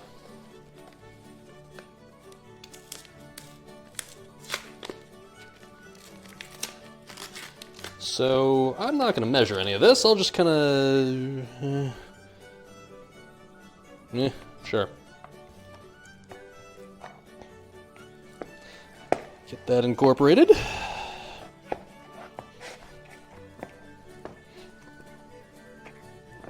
There we go, that's definitely helping a little bit. Cool. Kind of helping to soak up the moisture a bit. Perfect! Yeah, so I guess in the future if I want to replicate this recipe, I'm not going to have any idea exactly what I added. But, oh well, I guess we'll have the VOD. Mix it well? Yeah, well, I will. It's going well? It's going suspiciously well, but don't worry, we have saved the most ghetto part and the most... potentially dangerous setting our kitchen on fire part for last, because we got to fry these, we got to basically make these into little discs, or make these into little, like, pita-sized portions, and then we're going to fry them up in oil in a skillet. Not like that's ever gone wrong before on this stream, right? Just let Dali cook, alright? Let him cook, let him cook. This is a very, very sticky dough with that Guinness. Okay. But it'll work, it'll work.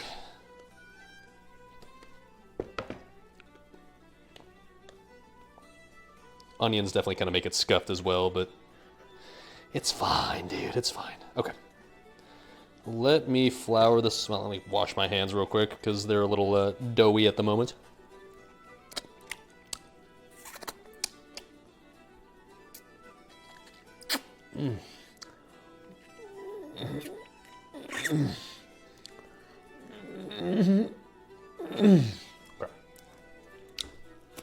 That's pretty good. I'm not gonna lie. Tastes kind of like uncooked flour, but it's not bad. It's not bad.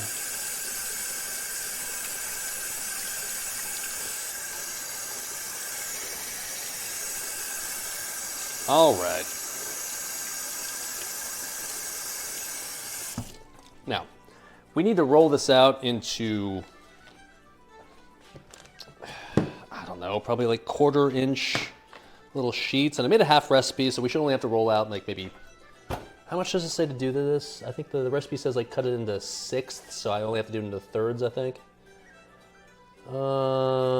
Place the ball of dough on a lightly floured surface. You can use clean kitchen bench. Lightly roll. Okay, so this one says cut into 1/4. So like in theory, this one could be cut into half. But I don't know. I'm just gonna flatten this out into something that looks correct. Whatever, dude. What is going on here in chat? Dear SalvDali, I hope this message finds you well. We are excited to extend an invitation to you to join our team at the Rustic Fork Restaurant. Your passion for food and dedication to delivering exceptional service makes you an ideal candidate for a position in our restaurant. Your experience in the culinary industry and your enthusiasm for creating delicious dishes align perfectly with what we are looking for. AKA, hey, we need dishwashers, we're hiring. I can wash dishes with the rest of them, hell yeah, dude. Probably makes more money than streaming Classic WoW does. Okay, flour this bad bitch up.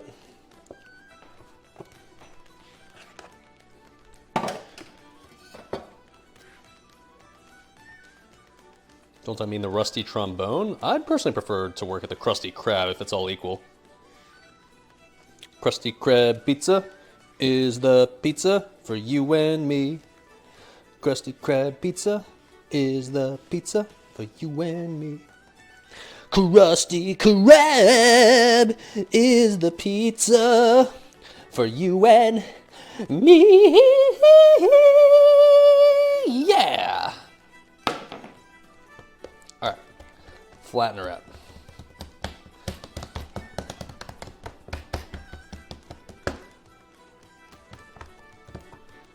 Now, this recipe calls for me to use a rolling pin. I'm sure people who have watched my stream in the past know that my rolling pin is a piece of PVC pipe. Oh, but I have also used my Lagavulin bottle in the past as well. This is a very wet thing, though, so like if I try to roll this out, it's going to be very sticky. Let me, let's see. Let me see if I can make this work.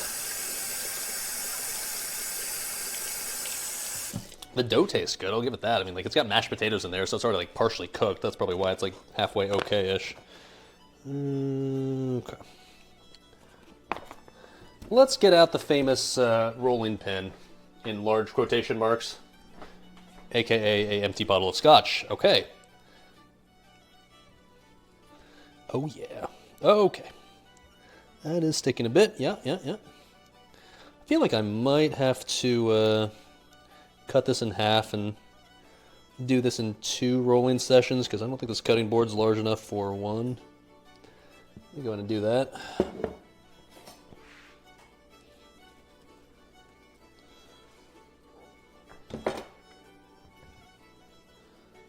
Okay, put that one off to the side. Krusty Krab pizza is the pizza for you and me. Krusty Krab pizza is the pizza. Absolutely. I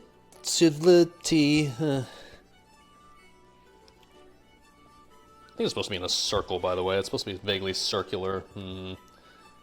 Should probably, now that we've cut this into half, we probably just have to re-roll this, which is kind of a waste, because now all that rolling we just did was completely a waste of time, but yeah, okay.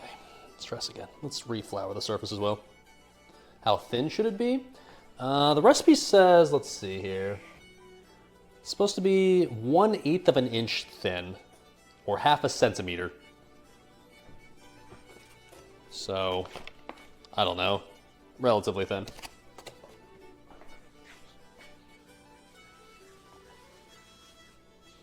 Did the music stop, by the way? Why don't I feel like the music's not going anymore?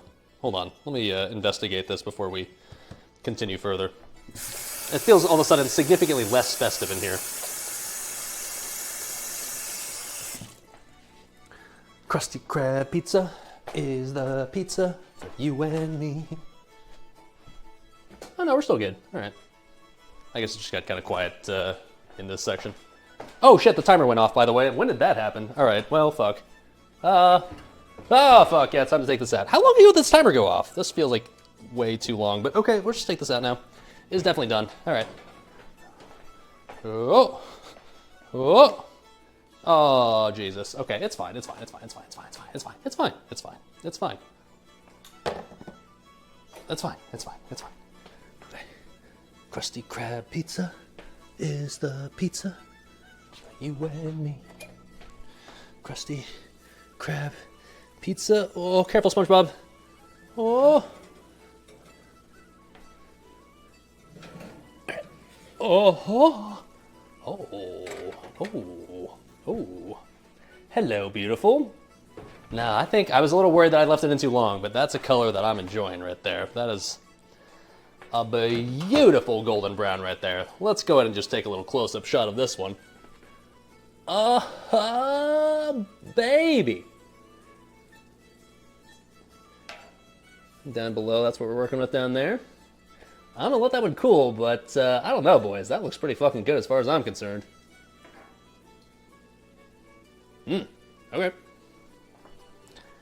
That one needs to cool for a while, obviously, but I mean, like, I don't think there's any chance in the world that's going to taste anything besides absolutely delicious. All right. Whew. Well, that was a bit of a moment of panic when I realized that the timer went off a while ago. I don't know how long ago it went off. I didn't hear it go off, but we're fine, okay.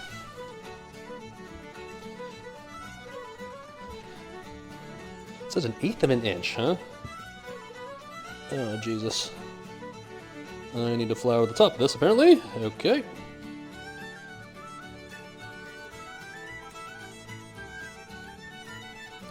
You know, if I was smart, I'd own a real rolling pin, but I don't. So, gotta work with what we have.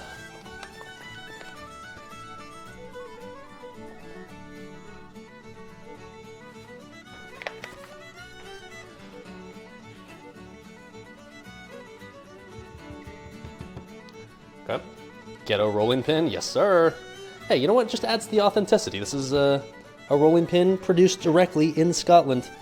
Okay. We're just going for that authentic. Ireland's not in the UK, but authentic islands out in the Atlantic Ocean feel. Sure, whatever. Alright, I think that's about the thickness we want. Like, I don't know what the exact measurement of 1/8 of an inch looks like, but this seems fine.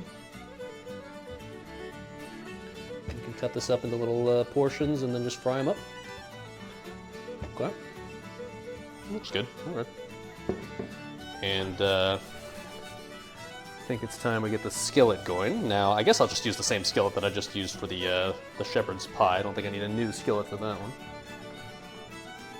Krusty Krab pizza is the pizza for you and clean this though first. Hold on.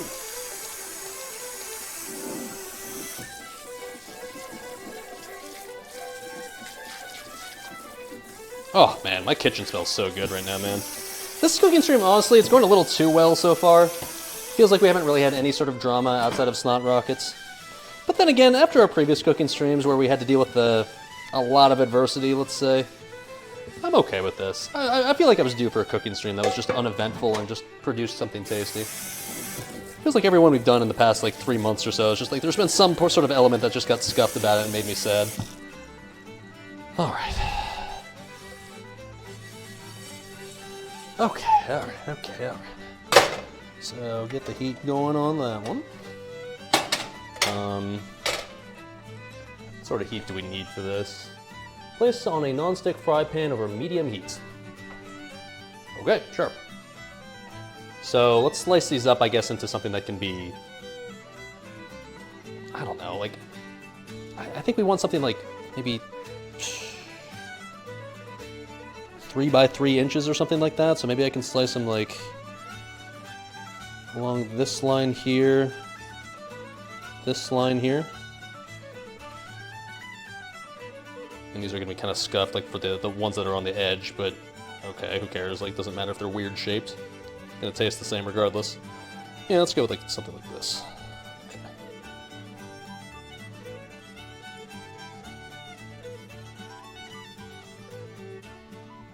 Okay, and then something like that, and then that, and then I guess we're gonna just have this like little mini awkward. Well, whatever. I'll just leave that final one as like a whole piece. These are gonna be sort of really weirdly inconsistently shaped, but who cares? It'll taste fine.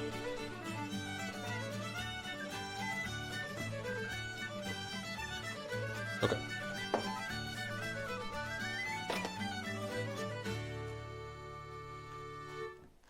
Cool. We'll try all sorts of different shapes and see which one works the best, right? Yeah, trial and error. Let me try to make these side ones maybe at least a little bit less scuffed on the edges. Gotta make these a bit more aesthetic. Okay, okay. The Snot Rocket clip he created has Leroy Jenkins in the URL, really? Like I said, it's not like I haven't done Snot Rockets on stream before. I don't know what makes that one so special. I haven't watched the clip, I guess, but when it comes to cooking streams and camping streams, for that matter, I'm just a professional Snot Rocketeer. What can I say? Alright. So maybe I just roll out the other one on the other cutting board? Space will be an issue, though. I guess I could just literally just use my counter space as the other rolling cutting board. I guess that works. Fuck it, whatever.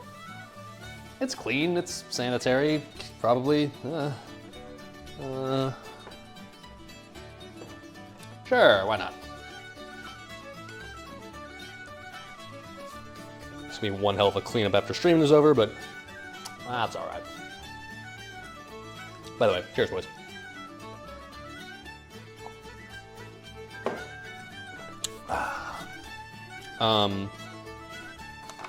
Okay, let's flour our quote-quote work surface again. It just feels so weird whenever I just put like plain flour all over my countertop.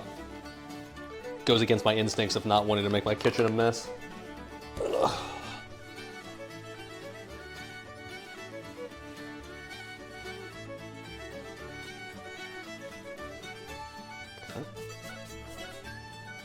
Get the other half of the dough that we already sort of semi-rolled out, kinda. Just flour the top of this bad boy as well.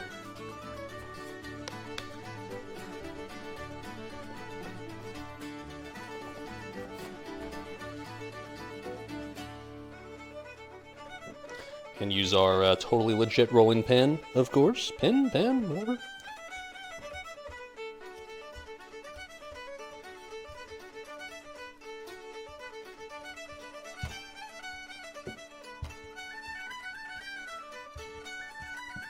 Great. Oh, little stickage. Careful, SpongeBob. Just occurred to me, I guess I'll have to use my knife on the little counter surface. That's probably not ideal, but I'll just be gentle with it. No one send the clip to my landlord, please. Thank you, thank you. This music really makes me want to watch Titanic again. You boys think you're so tough? Watch this. Oh, no, can't do it. Okay. God, Kate Winslet was super hot in that movie. She's still hot. Like, I'm not necessarily super into, I don't know how old she is now, early 50s, late 40s, whatever, but she's still, even nowadays, she could get it for sure. But in Titanic, whew, oh man. Everybody, like anybody that's like in the neighborhood of like how old I am, so like I'm 31. Anybody in that age range, like you grew up in you were born in like late 80s, early 90s. The first titty you ever saw in your life might have legitimately been Kate Winslet's. I think it might have been mine, honestly. Thanks, Kate Winslet. Much appreciated.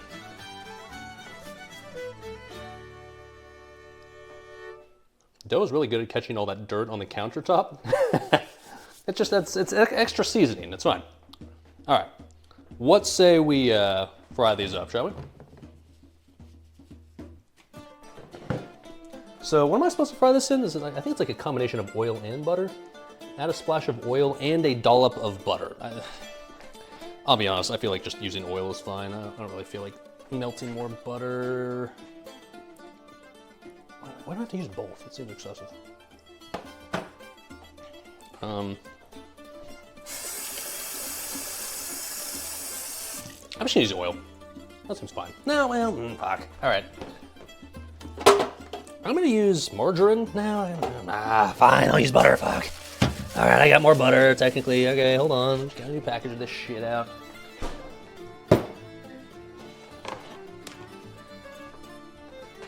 Oh. What is butter in French again? It's something very French sounding, right? Is it just like...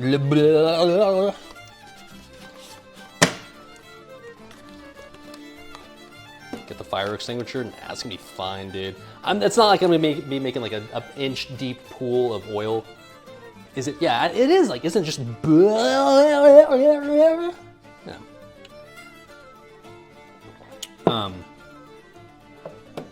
We're not making like a deep surface of oil. It's just gonna be like something that'll just be like no more than a quarter of an inch layer of butter slash oil. I'm not interested in lighting my apartment on fire again. Okay. I don't really know how much to use, so we're just gonna use this much. Sure. And then whatever else we need to add, I guess we'll just add oil. Sure.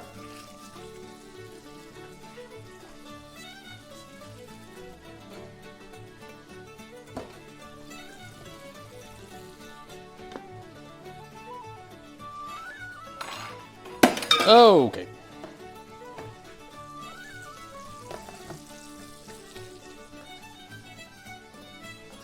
That there spatula.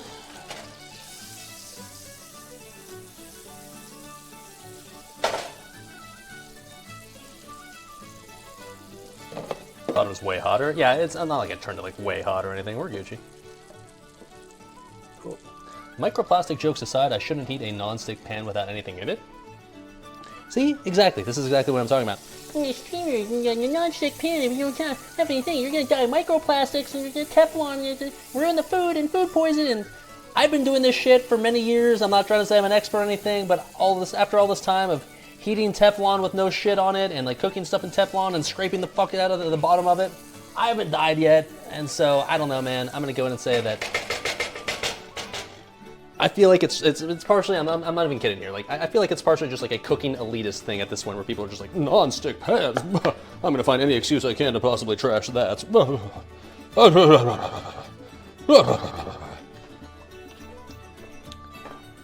I think it's gonna work fine. I'm not too worried about it. All right, so we're mixing the oil and the butter.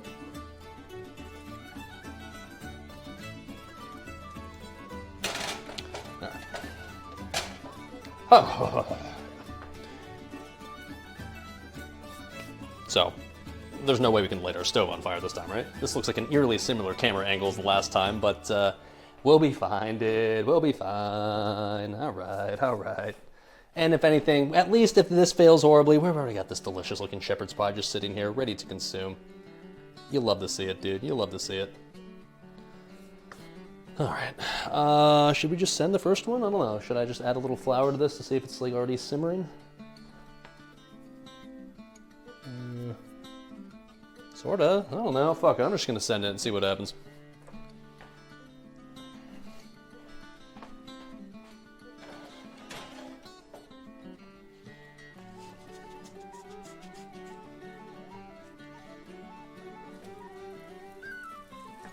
First impressions are that it's actually not hot enough. Let me turn this up a little bit.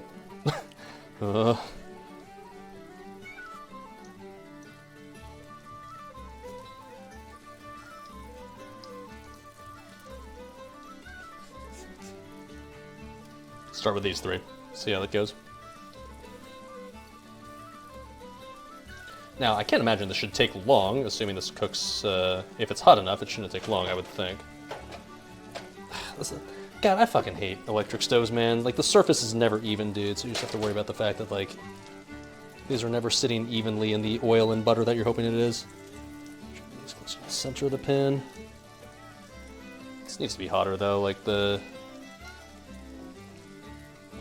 these aren't really frying, it feels like. They're kind of just being drenched in butter, which is not a bad thing, I will admit, but still. Yeah, the cold, I should have let the oil heat up a little bit, you're right. That's okay, it's trial and error. We'll see how this goes, and hopefully future iterations will get even better. The dough is already really tasty. It feels like at this point it's hard to fuck up. Even if it's not cooked, like, perfectly. This is a very familiar view. The angle is eerily similar, isn't it? We'll be fine, we'll be fine. It's a different pan. We're not using the cursed skillet this time around, right? Did I try using the leveling feet on the stove? The what? I have no idea what you're talking about.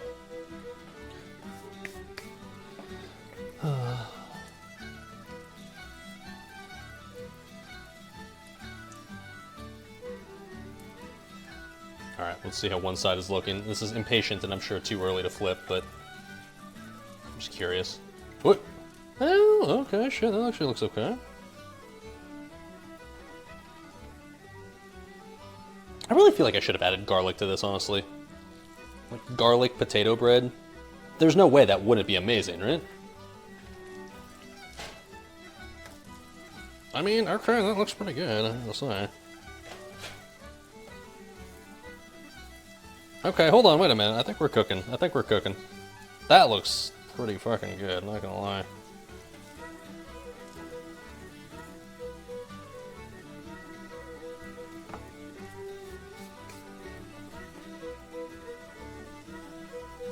Okay. It kind of looks just like a pita bread, which, I don't know, I'm sure the process of making pita, I don't know what exactly goes into pita. It's probably no potato in there, but can't be too dissimilar, right? Let's start collecting these on a plate once they're ready to go. Front left is too hot. Yeah, well, that's the thing about an electric stove, man. It's just hard to moderate. It's hard to, like, get even heat. It's annoying.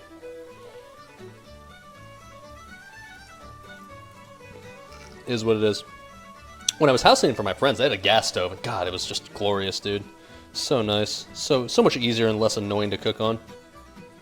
Where's that plate that I had to put this shit on? Oh, here it is. Wait. I don't know, is this cooked? We gooch? Yeah, we can gooch. Gooch? Gitch? Whatever. Gooch. Oh, Jesus. Alright, now it's just soaked in butter. It's fine, dude.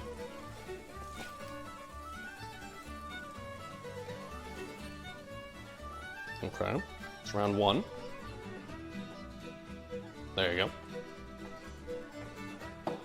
Not a bad start.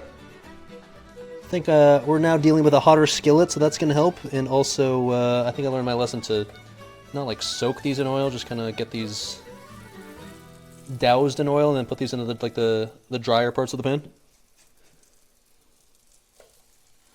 Like so.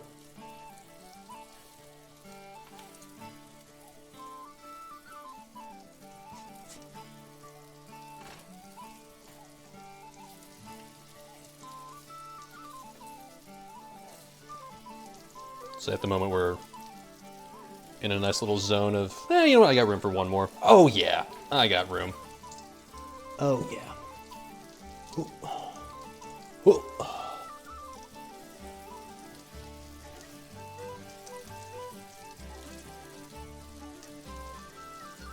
Don't want to overcrowd, but I think we're fine as is. Okay, okay, okay.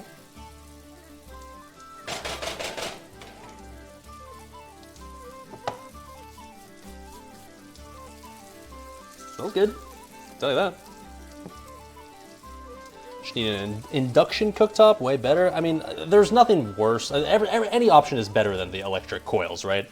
I'm not trying to sit here saying that like, electric coils, there's so many advantages to them that you guys aren't realizing. No, like electric coil stovetops suck.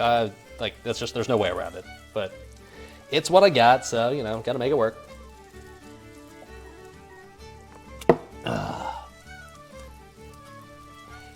It's not the stove that's uneven, it's the coils. Well, I mean, yeah, sure, but they're one and the same. The coils are part of the stove. All right.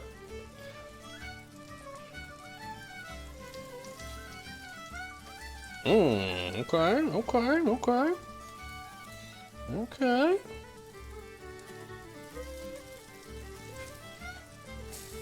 Ooh, look at that color, baby. That's nice looking. Yes, sir. Oh, yes, sir. Okay. We're chilling.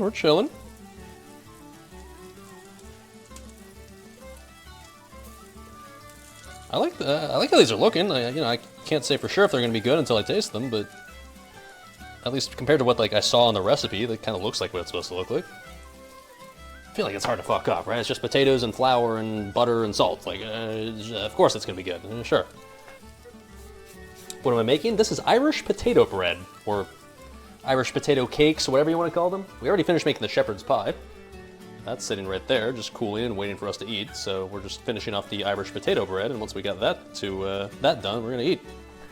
Because in classic streamer fashion, he didn't eat enough food before the stream started, so he is very hungry. Even after consuming all this Guinness, I'm still oh, I'm really hungry right now.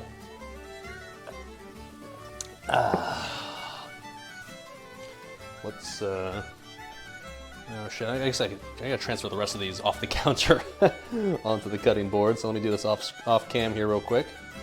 Oh, I didn't flour the counter nearly enough, did I? Okay, I'm kind of scuffing the second batch here, but whatever.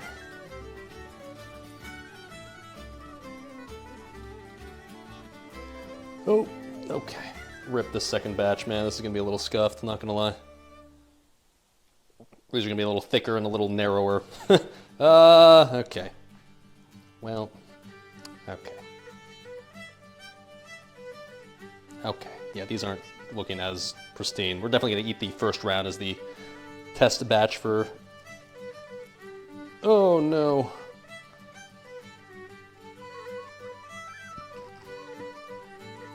We're gonna eat the first round as the test batch for the stream taste test. The other ones are probably the ones I eat later off stream that'll look super ghetto. But it's fine, they'll taste fine, right?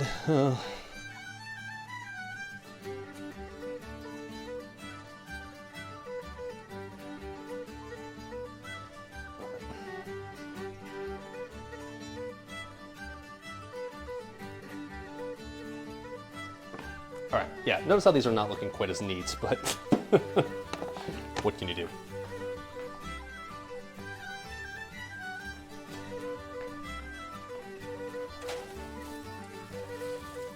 Okay.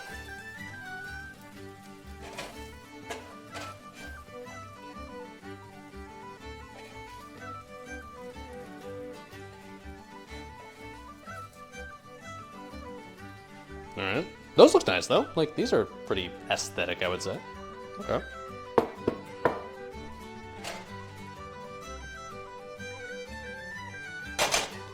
Turn the heat down now. No, it's getting pretty hot. Now we're in the... My stove would definitely light on fire if the oil spilled onto the coils sort of situation here. I'm sure chat is intimately familiar with that type of situation.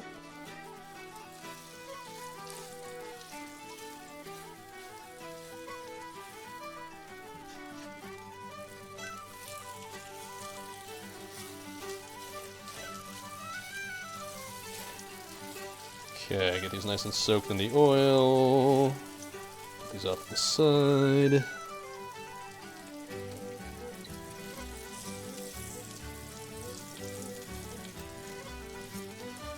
The good news is, as more and more of the oil's been used, I've got more space in the pan for actual cooking in a way where they're not just going to get completely drenched.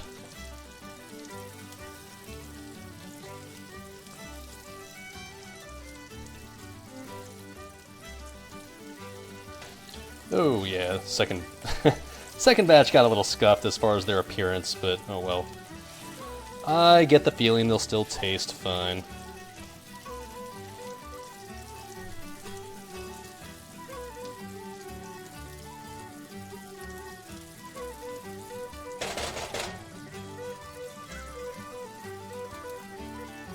Smell good. Say that.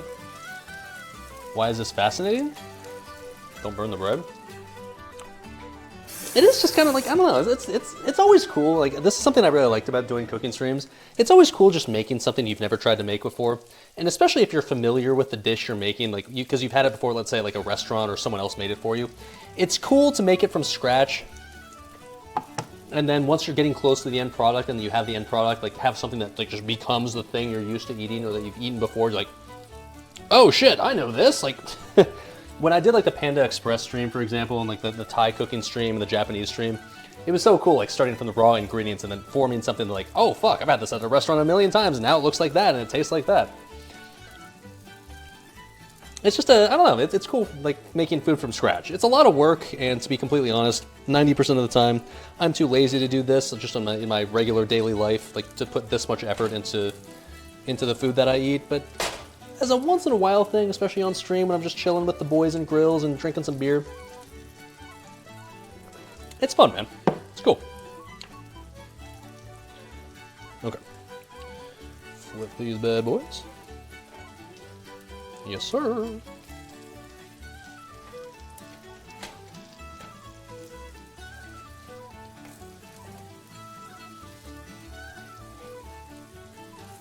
Come on.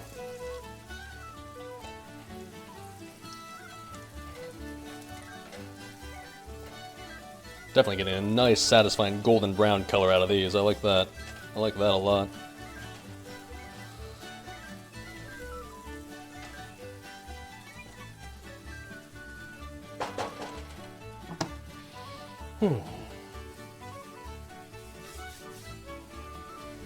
Oh, God, I want to eat these now. Like I was originally thinking I'd have to put like some butter on this Irish potato bread, but I think at least at first I'm gonna have to try this without the butter, because I think like as is, like we already had a shitload of butter to these in the first place, anyways. I feel like these will probably be delicious just on their own without adding anything on top. Because we did add Parmesan, so that makes them like saltier anyways and more delicious, right? And onions, so I think these will just be really tasty on their own. We're gonna find out. Tiny bit of large flake salt would be great. You mean like this? I agree, actually. That'll be good for, I'll hit them with that once like we got them on the plate. How about that? Good call, good call. Magic conch shell. You mean like this? A magic conch shell. A club member. Ooh! Oh, magic conch shell. What should we do next? Nothing. All hail the magic conch shell. Ooh! There's two types of people in chat right now. You've either seen SpongeBob or you haven't. If you've seen it, you're like, this fucking guy. And if you haven't, you're like, what the fuck is going on? What is he saying? Yeah, you're right. Let's hit this with a little kosher salt. That's a good call. That's a good call. Ooh. A club member.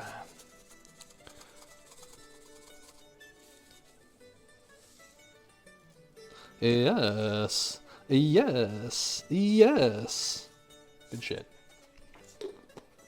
One more batch, but I think I'll have this batch off the side. I kind of like that. I just salted these, and we'll just have these do their thing. All right.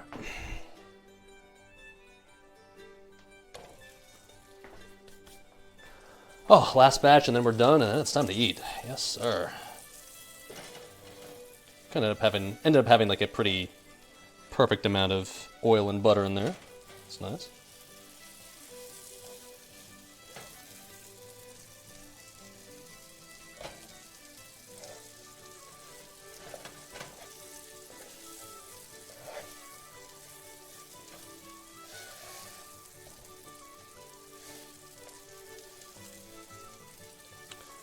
Okay, and that one.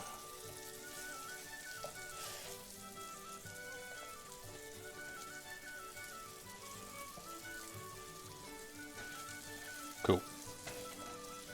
Yeah, I'll be curious as to the difference between like the initial ones that I made that were kind of more like kind of drenched in butter and oil, whereas these ones are being more lightly braised with it or lightly brushed with it.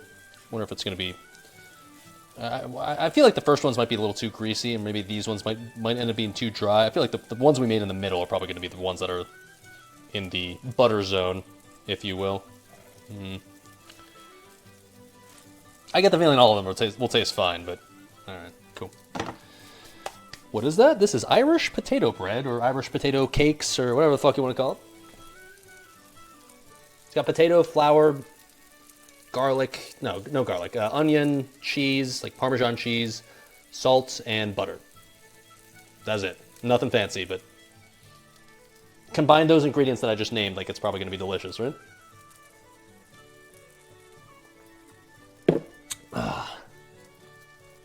Add garlic. Yeah, honestly, we're going to eat these as is and see how they are, but I feel like in the future, garlic would be a pretty good thing to add to these. Like, we already added a shitload of garlic to the shepherd's pie here, so it's not like we're going to be short on garlic for today's meal, but I agree. Like, with all those ingredients I just mentioned, it feels like garlic would go perfectly, right? Garlic mashed potato bread, essentially. Yeah.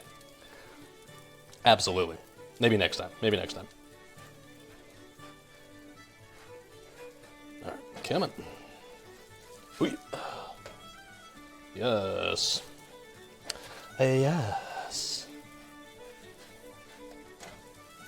Yeah, you can see these last ones right here didn't really have enough oil in the pan, looks like. These ones were a little oil starved. Not bad, but probably could have been a bit more butter infused. Infused. Oui, monsieur.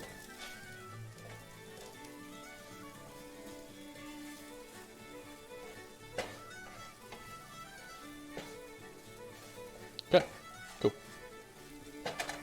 While these finish off, we're going to start plating up the entree.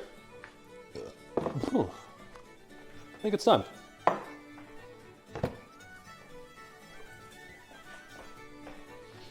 So, we got... Actually, well, shit, we should probably get a scoop of the shepherd's pie onto the plate over near the stove. So hold on, let's actually take us back over near the stove. Okay. Big old plate. I guess I just scooped this out using like a metal spoon. Alright, how do I do this properly without ruining the aesthetic? What do we want? Something like... Let's go with this much for now. Might eat more later on my own, but at least for now, this will do as a presentation sample, if you will. Oh.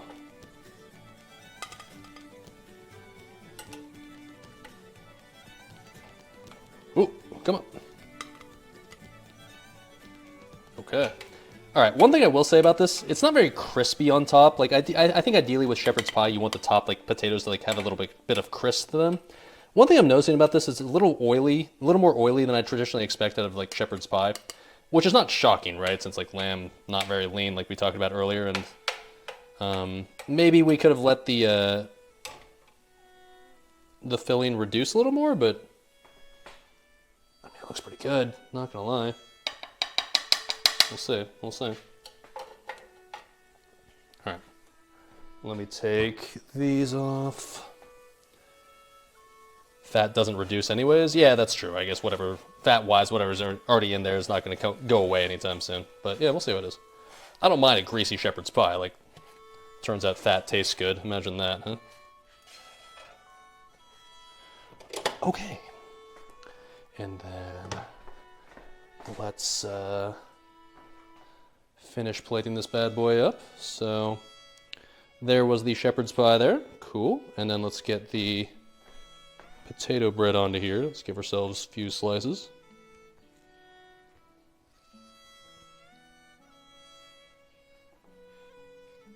Now, admittedly, like most UK food, or Irish and British food, whatever the fuck. We already talked about this earlier. It's a very tan, like brown meal, right? It's like what every British dish in history looks like. Like, I don't know, it's just kind of like brown stuff. But really in reality, the question is, how's this gonna taste? I can tell you it looks good. I mean, you can kind of see what we're working with here, right? A little close up, little money shot. Hold on. Oh. Oh. Oh. See that oil just kissing the potato bread a little bit? Just, okay. I am hungry. Let's eat. It is time. It is time. All right. There we go. Oh yeah. That's the right angle for this. Man, I'm not used to finishing a cooking stream when it's still light outside. Remember how I was ranting about daylight savings time? Okay, maybe it's okay for this specific purpose. I gotta say, it is sort of cool that it's light outside right now. Okay. I feel like I should probably eat this with a spoon. I don't know. And before you guys whine about the scuffed lighting, hold on, I gotcha. There we go.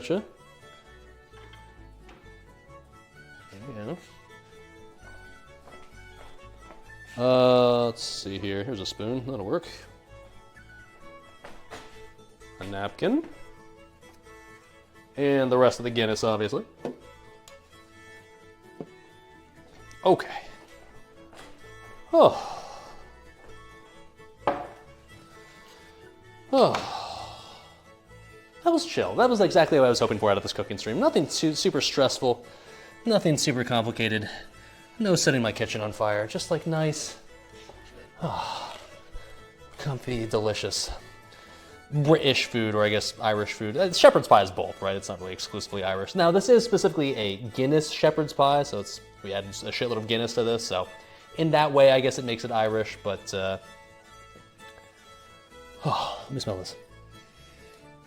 Oh, that smells good. Is a shepherd's pie made with lamb or ground beef? With lamb, obviously. It's not a shepherd's pie if it has beef in it. It's like you don't shepherd. There's no such thing as a cow shepherd, right? So like, yeah, your boy used lamb, of course. Is this the entrance door to the apartment? No, this is just, that's the door to the third hallway I have in my mansion. I've got 5 separate like hallways that go throughout the entire mansion. This is just the door that leads out to the hallway. It's whatever. The servants' quarters is on the other side. It's a whole thing. Don't worry about it. Let's give this a shot, shall we? Here we go. Bottoms up.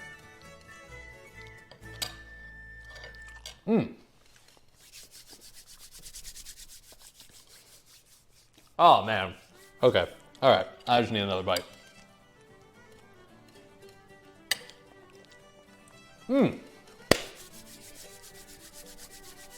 It helps that I'm really fucking hungry, admittedly.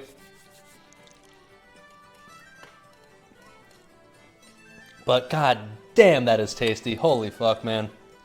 Oh.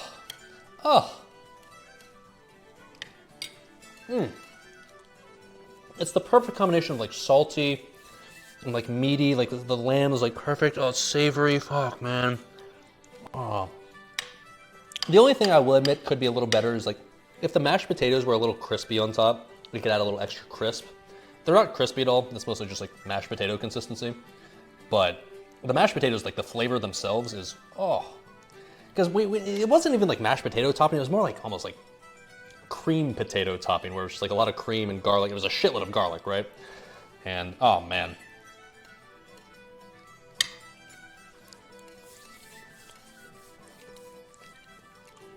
Oh, that was good. It helps that I'm hungry, I'm not gonna lie, but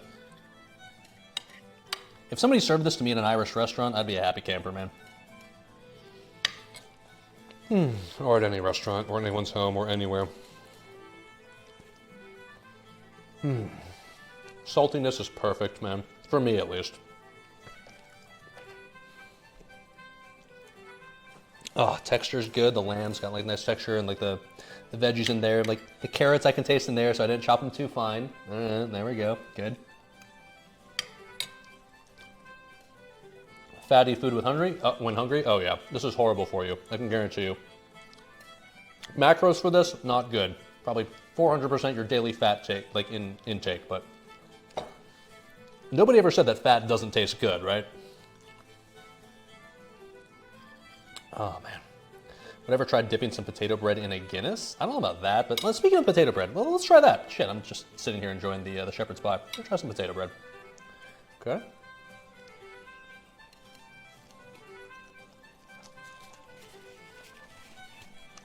Oh, interesting. Not what I expected.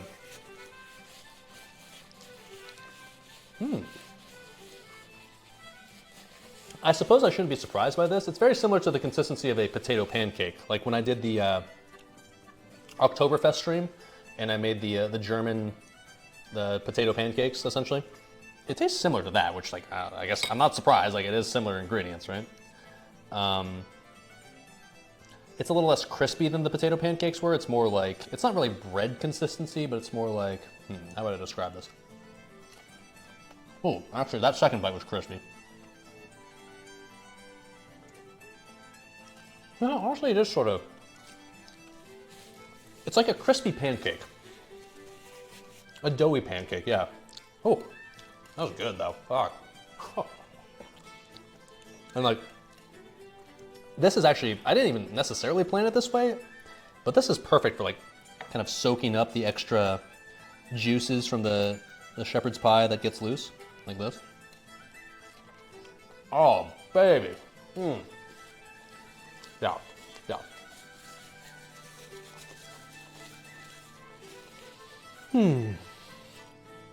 Good job, Dali. Thank you. I feel like, once again, I chose a recipe that was relatively straightforward and relatively simple. I just wanted to, I wanted to win. I needed a W, you know? The past few cooking streams I've done, it's not like the food's been bad, but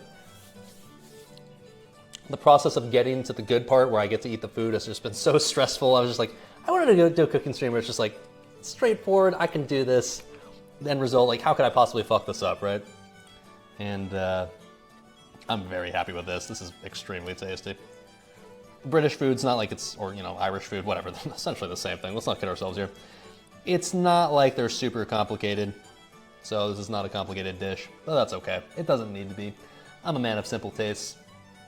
Lamb, onion, garlic, potatoes, butter, oil, carrots, peas. I'm Gucci, man.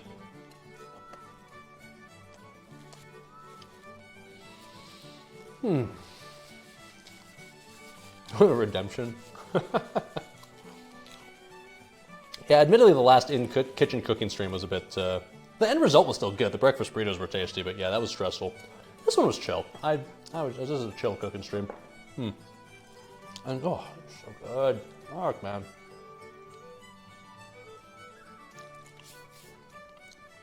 Let me have another bite of the shepherd's pie, and then we can wrap things up.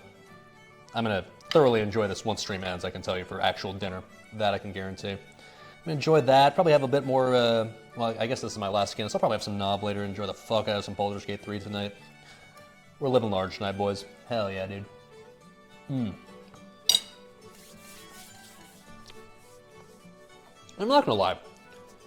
One of the things that makes this taste good is simply just the knowledge that I made it myself. That feels good. I'm not gonna lie. I would never want to make every meal for myself every night because that's a lot of work, but something about just the knowledge, like knowing that you just made this from scratch and like now you're eating this and now it tastes like it does. It's just like adds that extra layer of satisfaction on top of it. Just like, damn, I can do this. I'm a real adult. So let me give you one last close up here and then we'll call it. Because not gonna lie, I want to end the stream and fuck up another portion of this off stream. Absolutely. But yeah, so I did link the recipes in chat earlier. I'll link them again before I end stream, but would highly recommend both of these. The Guinness shepherd's pie, fire, dude. So tasty. And then, like, I know the potato bread doesn't necessarily look impressive. It's not like visually impressive, but it's tasty. It's a fried potato pancake basically, and it's perfect to go along with this to like I said, kind of like wipe up the juices. So, I would recommend. Let's take us back to the computer room and we'll call this a stream for now, shall we? The streamer is Not gonna lie. I'm kind of itching to get off stream so I can just fuck up more of this food. Alright, let's take this one with me. And let's go to a bit more familiar territory to finish things off, shall we? Oh, baby. Oh. There we go. Hi. Man, my hair's looking very poofy right now. We'll switch the good mic for the end. Hi, what's up? All right, well, that was a successful cooking stream. We kept it like a reasonable time length, 3.5 hours. Okay. The end result was tasty. We didn't light anything on fire. Okay, and it's still light outside, which means like the day isn't completely over yet. Shit, I'll take that, man. And like the food's looking good. Goody. All right, cool.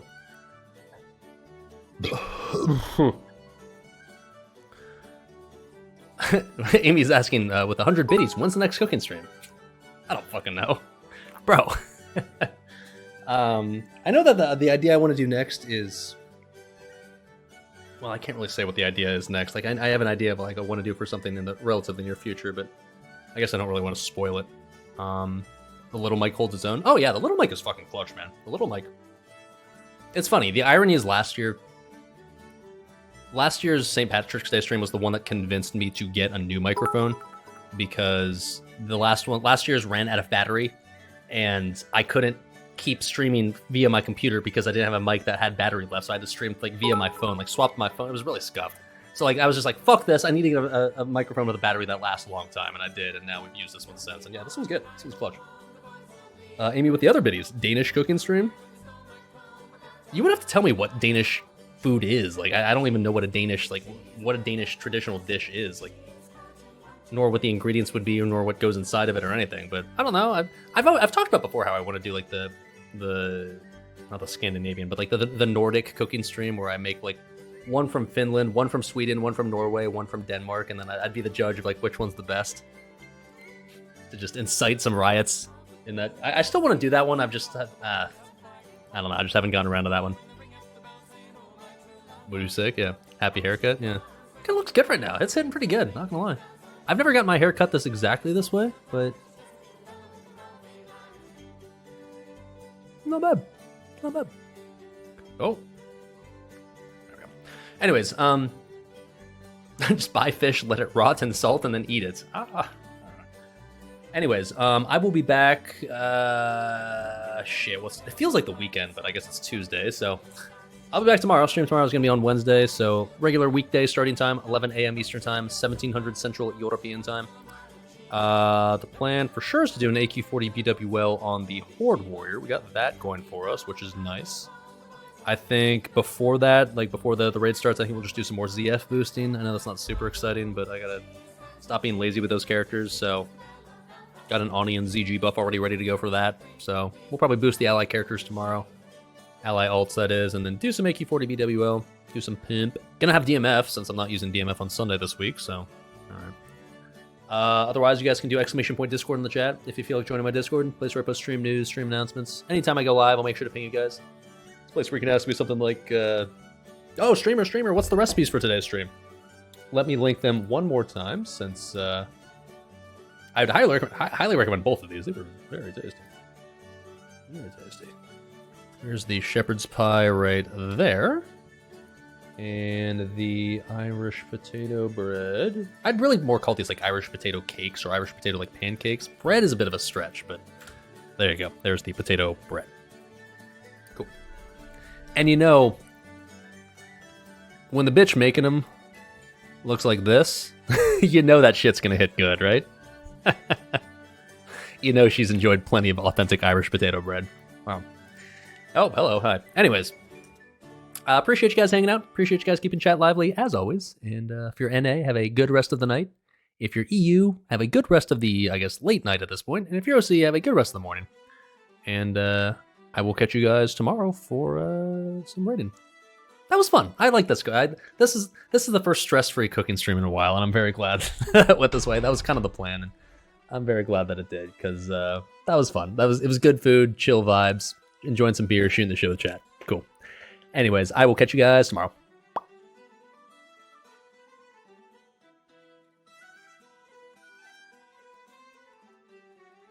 Bye.